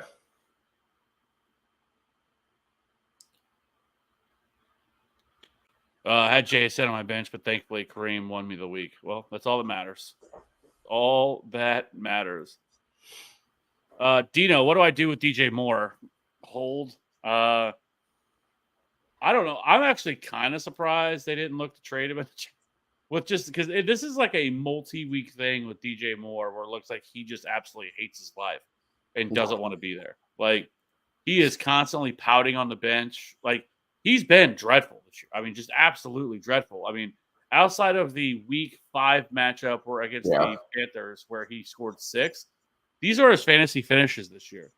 Week 41, 30, 24, 42, 6, 58, 71, and 49. I know to start the year, he wasn't terrible because he scored like double-digit fantasy points in all those games, even though it wasn't like high level output except for the week 5 matchup. But the last 3 games, I mean, even coming off their bye. But it's not really all DJ Moore's fault. Like, I think DJ Moore is suffering the same thing that JSN suffered. That Shane Waldron is such a terrible ops coordinator. Like, the what they're doing with this team, like a lot of the schemes and stuff that they're running are stuff that takes like multiple progressions to go through, and their offensive line is so bad that they don't have the time to do all this stuff, and they're just constantly getting sacked. And like it just feels like DJ Moore is just absolutely fed up with like probably the coaching staff at this point, and there's been stuff coming out about this coaching staff. Like I definitely think Matt Eberflus is definitely going to get cut or fired by this year. But I also just think Shane Waldron's a horrific head coach. It has or offensive coordinator, excuse me. Same way with JSN. I mean, JSN talked about it after the year, like, and so I think a lot of all these things have to do with it. So, like, but there's not a lot you can do with him because you can't drop him. You can't drop DJ Moore, but then you can't trade him either because he's done absolutely nothing. Correct. So it's just like you just kind of have. I'm not necessarily excited to play him. And also like, but if he has another like big game, like he just like he did against the Panthers, like this week could be one of those weeks against the Panthers, or excuse me, against the Patriots. If he could get there, I would immediately look to try to sell him if even possible. But it is frustrating with him. France pick 2, halfway PPR: Mooney, Chase Brown, Tracy, Ott, and Diop. My goodness, there's a lot of players that I like here.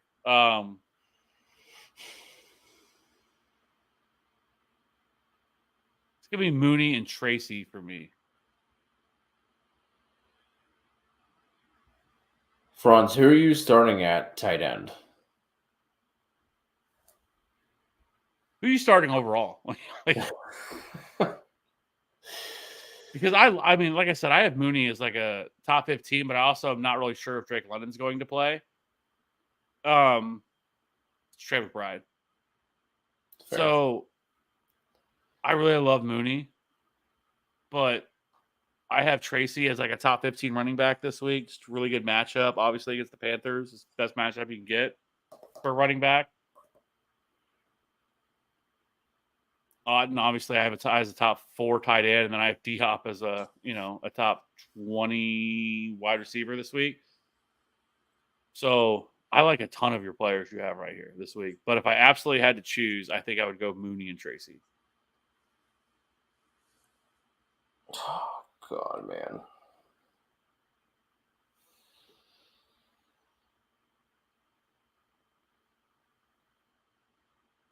How do we set D-Hop?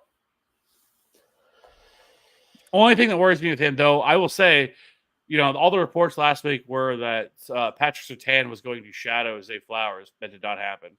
He basically only saw him on 26% of the snaps. So, and Zay Flowers went absolutely nuclear, which is just crazy. Like, at some point, you thought, maybe, hey, let's take our best corner and let's stick him on the guy that's just absolutely torching us over and over again. That's not what happened. So, as much as I want to sit here and say that it's that could happen again, it's not what they did last week.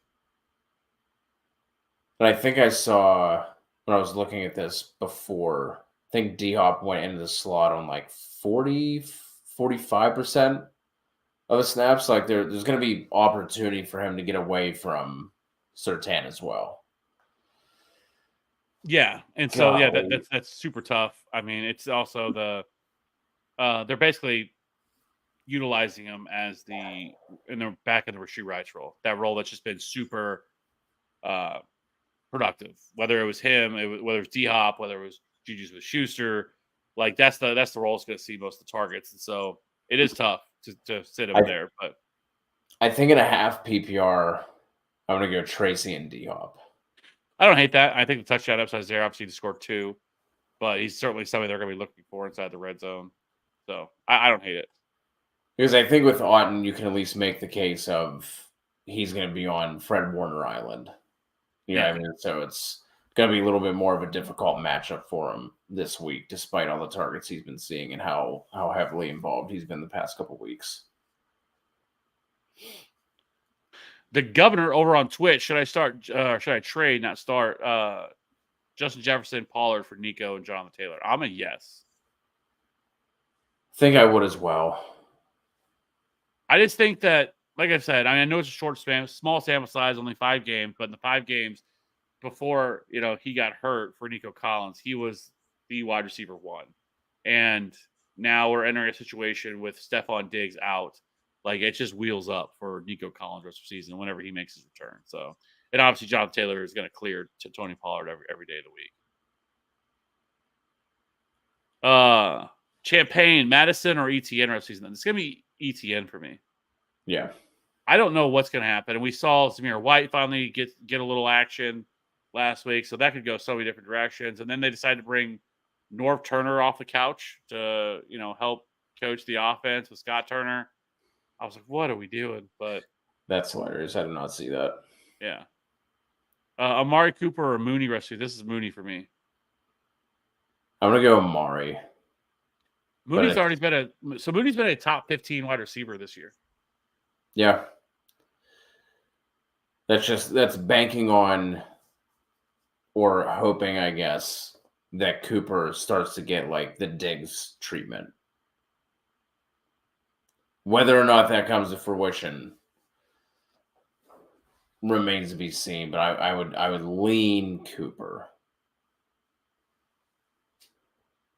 I'm not saying that he is, but there is some concerns that maybe he's just not Amari Cooper anymore. But I don't think that's what it is. I think it's just he's getting acclimated to this offense, dealing with a little bit of an injury. So throw it to Adunzi. I think Adunzi is now. I think he might be their wide receiver one.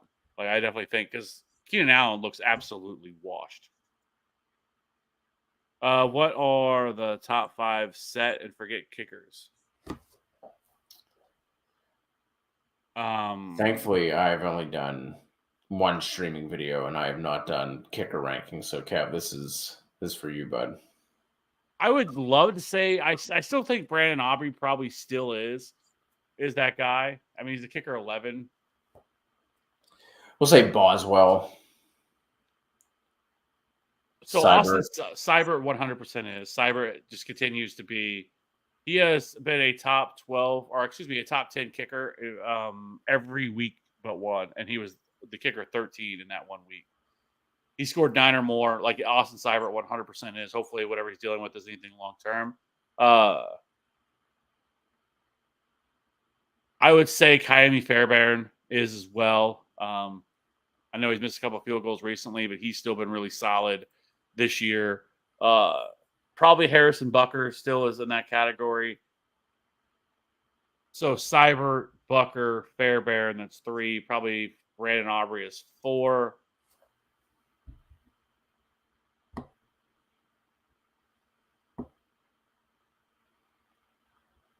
Probably Justin Tucker as well. I mean, you're not dropping Justin Tucker. Yeah, Will Reichert, man, got put on IR today. Pour one out for the homie. He was starting to get into that Austin Seibert type of category, just playing really, really well. But yeah, so he's out. He's out for, and it might be, you never know, kickers. I mean, it's possible they don't even bring him back. I mean, there's not a lot of allegiance to kickers unless you're, like Justin Tucker or Harrison Bucker or something like that. But I think that's probably the list. Maybe Younghoe Koo, but Younghoe Koo actually hasn't been very good, especially recently. That's just because he's not really seeing any opportunities, but I think that could flip. But those are probably the names that are probably stand out the most to me. That would be that kind of treatment. But start Laporta or Gesicki this week. I'm going to go Laporta. I'm going to guess you're going to be Gesicki. Yep. Over on Twitch, hello. Should I start Dobbins over Bijan or Devonta Smith or Jonathan Taylor? Decision might be made for you, but I would start him over Devonta Smith.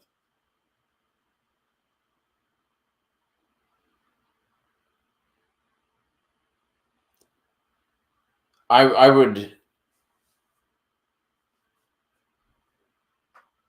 keep Devonta Smith, but obviously depending on whether or not he's active.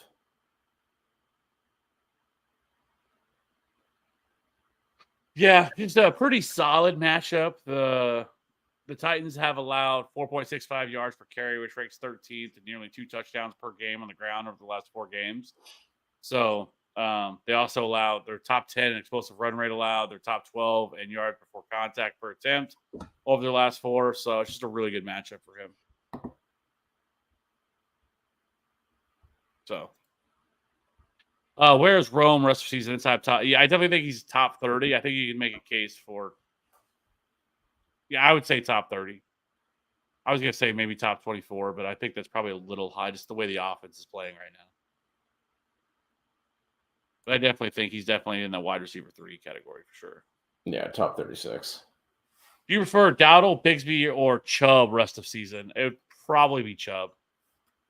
Chubb, Dowdle, Bigsby for me. I feel horrible sitting D-Hop and Otten. Yeah, I mean, like I said, I don't mind it. Like if you want to play Hopkins, I think it's super close between those groups. Which is Mooney's been so consistent. It's not necessarily the greatest matchup against the Broncos for D-Hop, but still at the same time, especially coming off that, both those guys coming off huge weeks last week. I know it makes it tough to want to sit either one of them. I get it. And like I said, you went D-Hop. I really wouldn't be upset if you wanted to go D-Hop. Should I try to trade CJ Stroud for Jordan Love? I mean, you're not going to be able to do that right now. I mean, CJ Stroud has been just absolutely cheeks Yeah. Like I've said, like, I kind of talked about that a little bit ago with like a buy sell. CJ Stroud was actually my buy that I had on there. Mainly, like I already said, so Stroud over the first 5 games averaged 18 fantasy points per game, was QB 13, and over the last 4 games he's dropped to 12 fantasy points per game, ranking QB 26. Obviously, like I said, Nico Collins has been a big part of that, but the Texans have a really nice rest of season schedule for quarterbacks against the Lions, Jags, Titans, Cowboys, Dolphins, Chiefs, and Ravens. All but one of those are top 20 matchups for quarterbacks. So, and honestly, Stroud's like, I was kind of looking at his numbers and I was like, he's actually 6th in passing yards and 10th in passing touchdowns. I was like, does it feel like he's like, but it feels like he should be worse than that, but he's not. So I think just getting Nico back, he's also 7th in accuracy rating and 5th in red zone completion percentage. So there's a lot to like there with Stroud, but like you're not going to be able to trade him right now with the way that he's playing.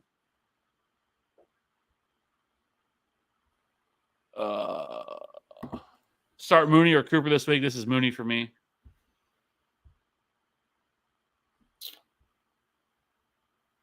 I would go Cooper, but it's close. Is Tampa Bay defense any good? They have easy matchups weeks 12 through 14. Do I think their defense is good? No. But getting the Giants, the Panthers, and the Raiders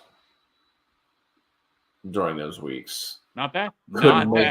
Could make them look good. Yeah. I don't hate it. I mean, I don't think you need to stash them now, but yeah, when you get to that point, you could, yeah.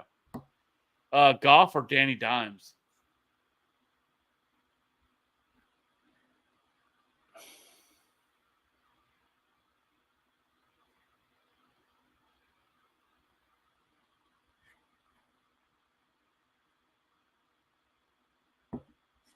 Goff.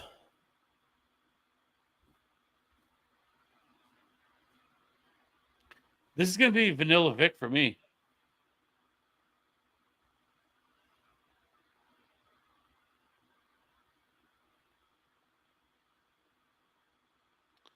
Zamir White or Spears rest of season? Probably Zamir White, but I don't love it, obviously. Be Spears for me. I definitely don't hate that. If CMC don't play, who are we starting, Mason or Garindo?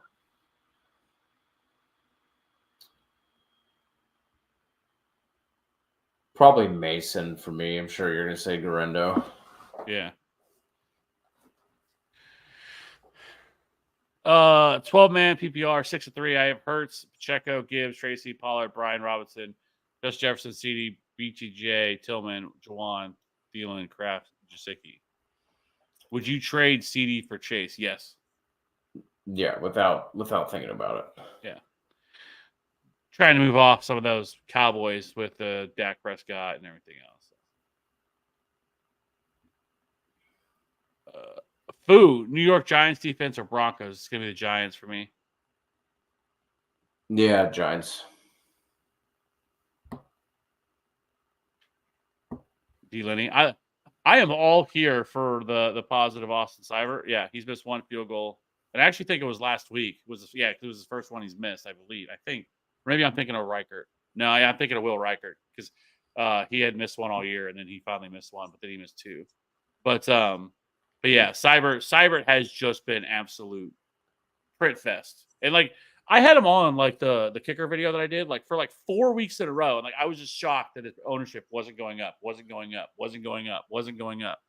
And I'm like, what is happening right now? This dude has been like nails. Like generally speaking, kickers average like by the end of the year, they usually are averaging like 8 to 9 fantasy points per game. And he's been averaging like almost 14 fantasy points per game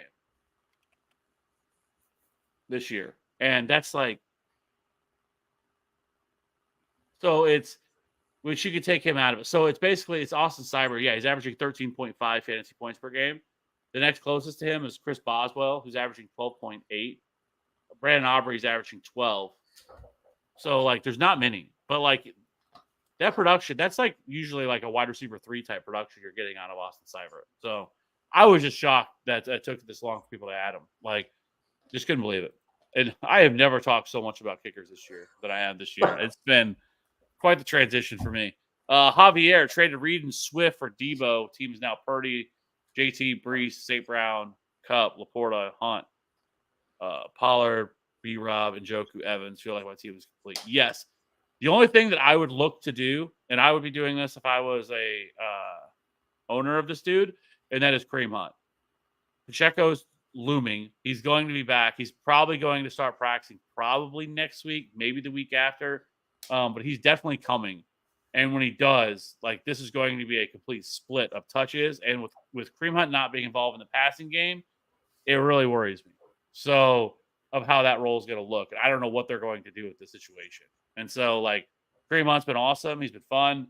But Pacheco is going to come back and take that job back. Now, that does not mean Kareem Hunt's not going to touch the ball, or because that's not going to be the case. I think it could be like a 60-40 type split.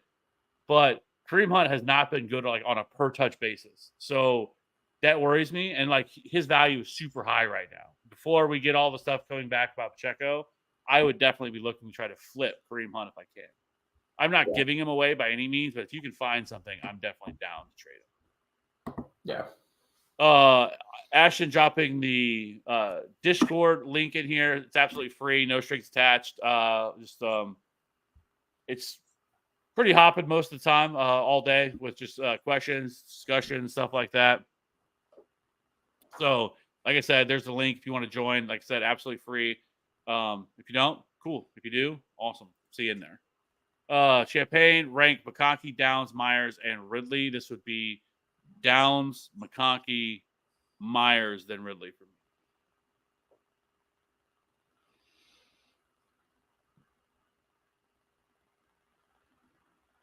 me. Yeah, I think so.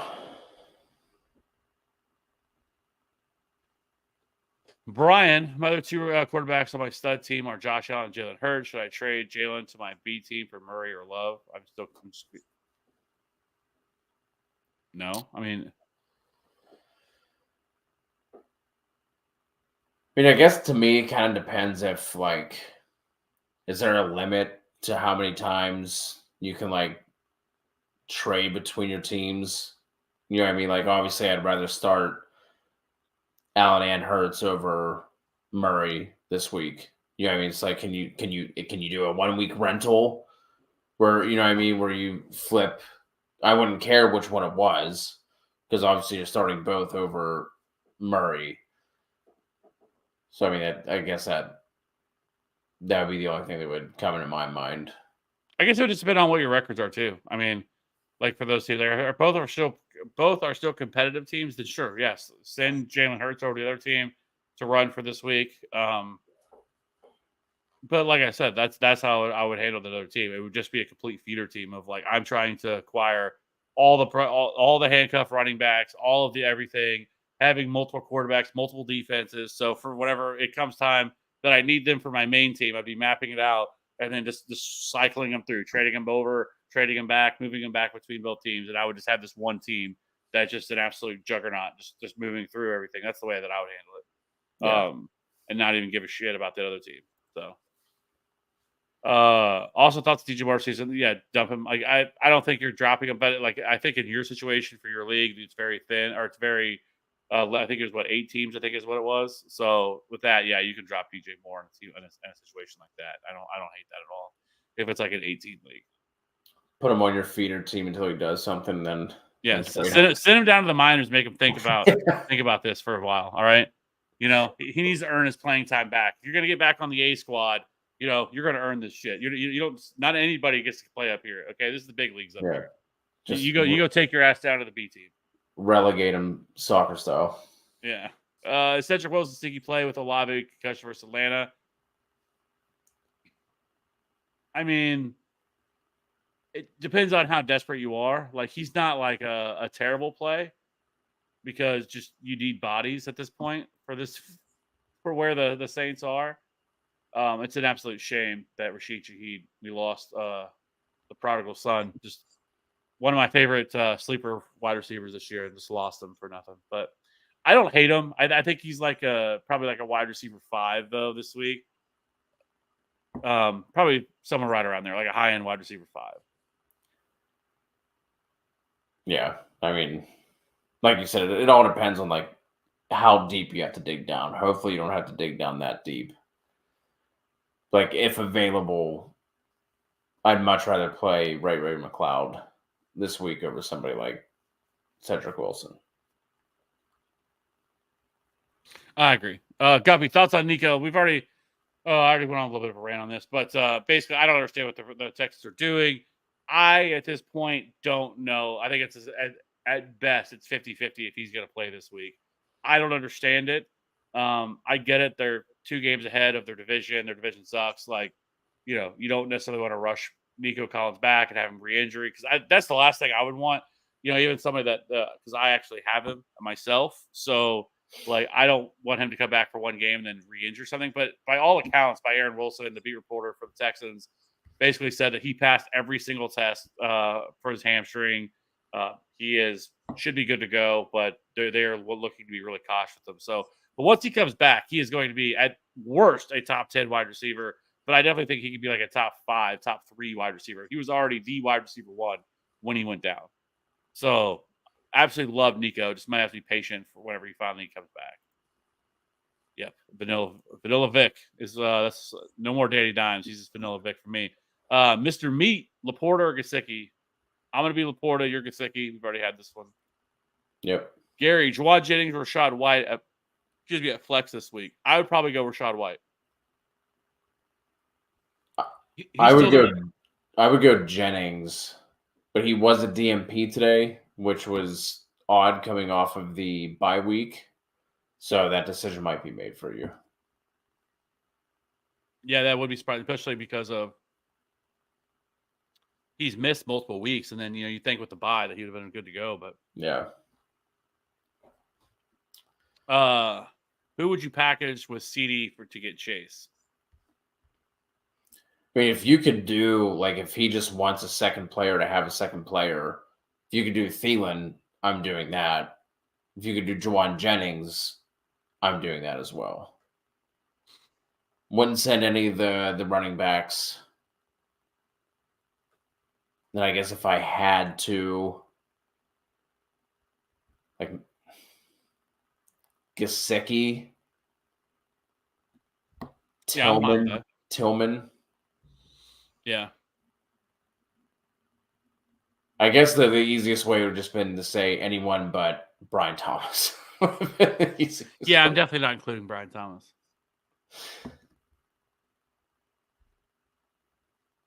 Dino, AJ Brown versus Gibbs. Which side would you want to be on? Oh boy, I feel like that one would be very team dependent for me. Like wherever I'm weaker. I agree, but I mean, I guess Gibbs might be easier just because of AJ Brown continually missing time this year. He's been a super frustrating player. Yeah. Random LOL question: what sport have you invented in your mind that you thought may work? I'm not creative enough to invent a sport. Yeah, I've never thought of like inventing a sport. I will say, not that this was a sport, but this was just something I did when I was a kid. When I was like grounded or like I sent to my room and had to like stay in my room. Yes. I would so I would get a piece of paper, I'd crumple it up, right? And I would basically play baseball in my room, but I would get like in depth with it. Like I would go through and I guess this is probably where my love of fantasy football, because like I was doing this was like 8 or 9. And I would get like, cause I used to collect baseball cards. This was like, I guess I'm dating myself a little bit, but like I would get like the Beckett magazine for like the baseball cards to be able to see like how much they cost and everything. And I would go through and I would write down a lineup like for like Beckett cards, and I would like get their prices. Like, okay, I can only spend like $50 or whatever. And I would build this team, and then I would play baseball in my room with myself. I would just sit there, throw the piece of paper over there and hit it and like, oh, double, I don't know. Like I used to do that, but I don't know. Nobody really needed to hear that story, but it just made me think of that. I mean, But I've invented like tried to come up with my own drinking games with that. Like that's just wouldn't necessarily call that a sport, but have you ever played baseball, like beer, or I don't remember what we call it, like base pong or something? Like we play baseball with beer pong. baseball, beer pong. I don't think so. That was a lot of fun. Can't remember exactly how we would do it, but we used to do that. That was a lot of fun. No, we used to play beer ball where you throw the ping, like have the can set up on the corners of the table, throw the pong ball at the beer can. If you hit it, you like flipped your cup, flipped your beer over, cracked it open, you started drinking until the other team got the ball like back on the table. And it was obviously first ones to finish. And then in my frat, me and one of my buddies took it to the next level. We started doing pitcher ball where we just had pitchers of beer. That's great. Yeah. Good old times. Yeah. I got a offer Jalen Hurts and Tyreek for Kyler and Garrett. Would you take it? If I'm getting Hurts and Tyreek, yes, absolutely. Yeah, yeah. Just real quick. So the reason why I laughed is I thought my freshman year, I had a roommate. One of my roommates was like straight from South Korea, and we were like drinking with him. And he's like, "Hey man, you guys want to play Korean drinking game?" We're like, "Hell yeah!" Like, dude, would love to play a Korean drinking game. And he was like, "All right, like we need liquor." So we were just like literally going up to like the different floors and going room to room until we found someone who was willing to just like give us liquor for our own drinking game. And we finally found someone. He's like, "All right, man, this one's called Titanic." We're like, "Sick. Titanic. Like, let's do it." Literally all he did was like drop the shot glass into the beer. He's like, "No, you drink it." We're like, "Chang, this isn't a game. this isn't a drinking game." Like you named it after a fucking American tragedy. What the fuck is this, Chang? That's funny. It was just like I was so pumped, and he was just like, "Now you drink it." He was so excited too. We're just like, "This isn't a game. Is it like this is just a drink?" We used to, and I'm sure everybody probably does, but we used to do the like when with Thunderstruck, everyone you start drinking, and then Yeah, every yeah, time they say yeah. Thunder, like you have to start drinking. Man, you got on those solos. It was like 2 long ass solos before they said it again. You were getting fucked up. Like you were drinking 2 beers through that because like it wasn't a quick thing, But we used to do that. That was fun before we'd go out to the bar. Yeah. Did we answer Stafford or Baker? Oh no, we didn't. Sorry, friends. See, we got all carried away. This would be Stafford for me. Yeah, I agree. This would be Stafford for me as well. Jennings or Hey, White. we answer this. Yeah, that's right. Yeah.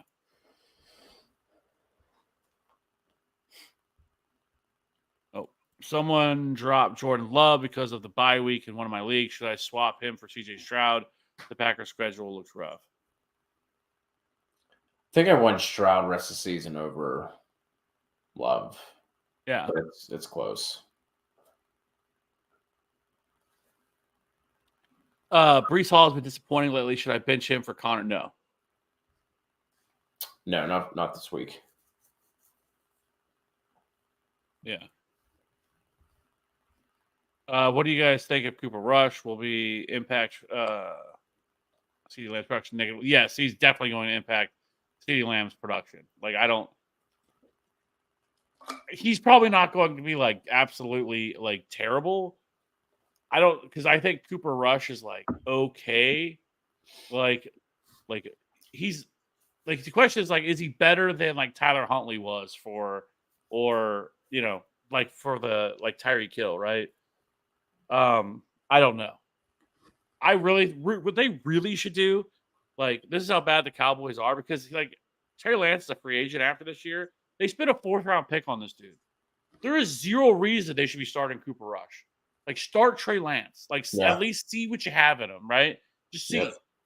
You wasted an absolute 4th round pick on this, and then they go for whatever reason, and they traded for Jonathan Mingo for another 4th round pick. who has, by all accounts, been a major bust, has not been good, and we just give away a 4th-round pick for Jonathan Mingo whenever you are clearly not doing well. Like, you're clearly not going in that direction that you're going to make the playoffs. So, like, why not just draft a wide receiver in the 4th round? Then you get him under a rookie contract for 4 years. They spent more to acquire Jonathan Mingo than they got in return for prime Amari Cooper. Yeah, it's just one thing after another with this organization. But I think CeeDee Lamb now falls into like the wide receiver 2, low end wide receiver 2 category, kind of like where Tyreek Hill was every single week, whenever you were kind of thinking about him, right?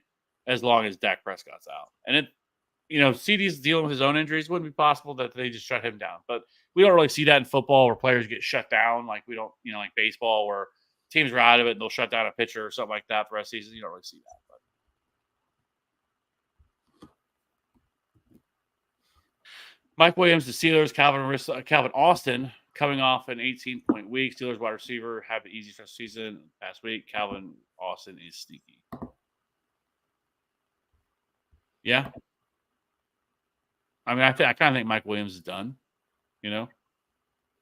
but that's just me.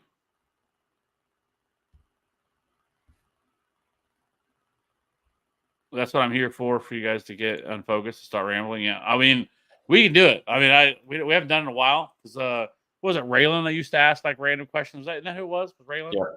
They used to ask like just random questions all the time, and then we just go off on tangents. But we can sit here and talk about other stuff all day, like for sure. Because I used to do a lot of dumb shit when I was younger. So there's all kinds of stuff we can talk about. There's been some stories that I think I've told some stories on here like in the past that like I don't think I ever thought I would tell that were when I was in the Navy and stuff like that and some of the dumb stuff I've done. But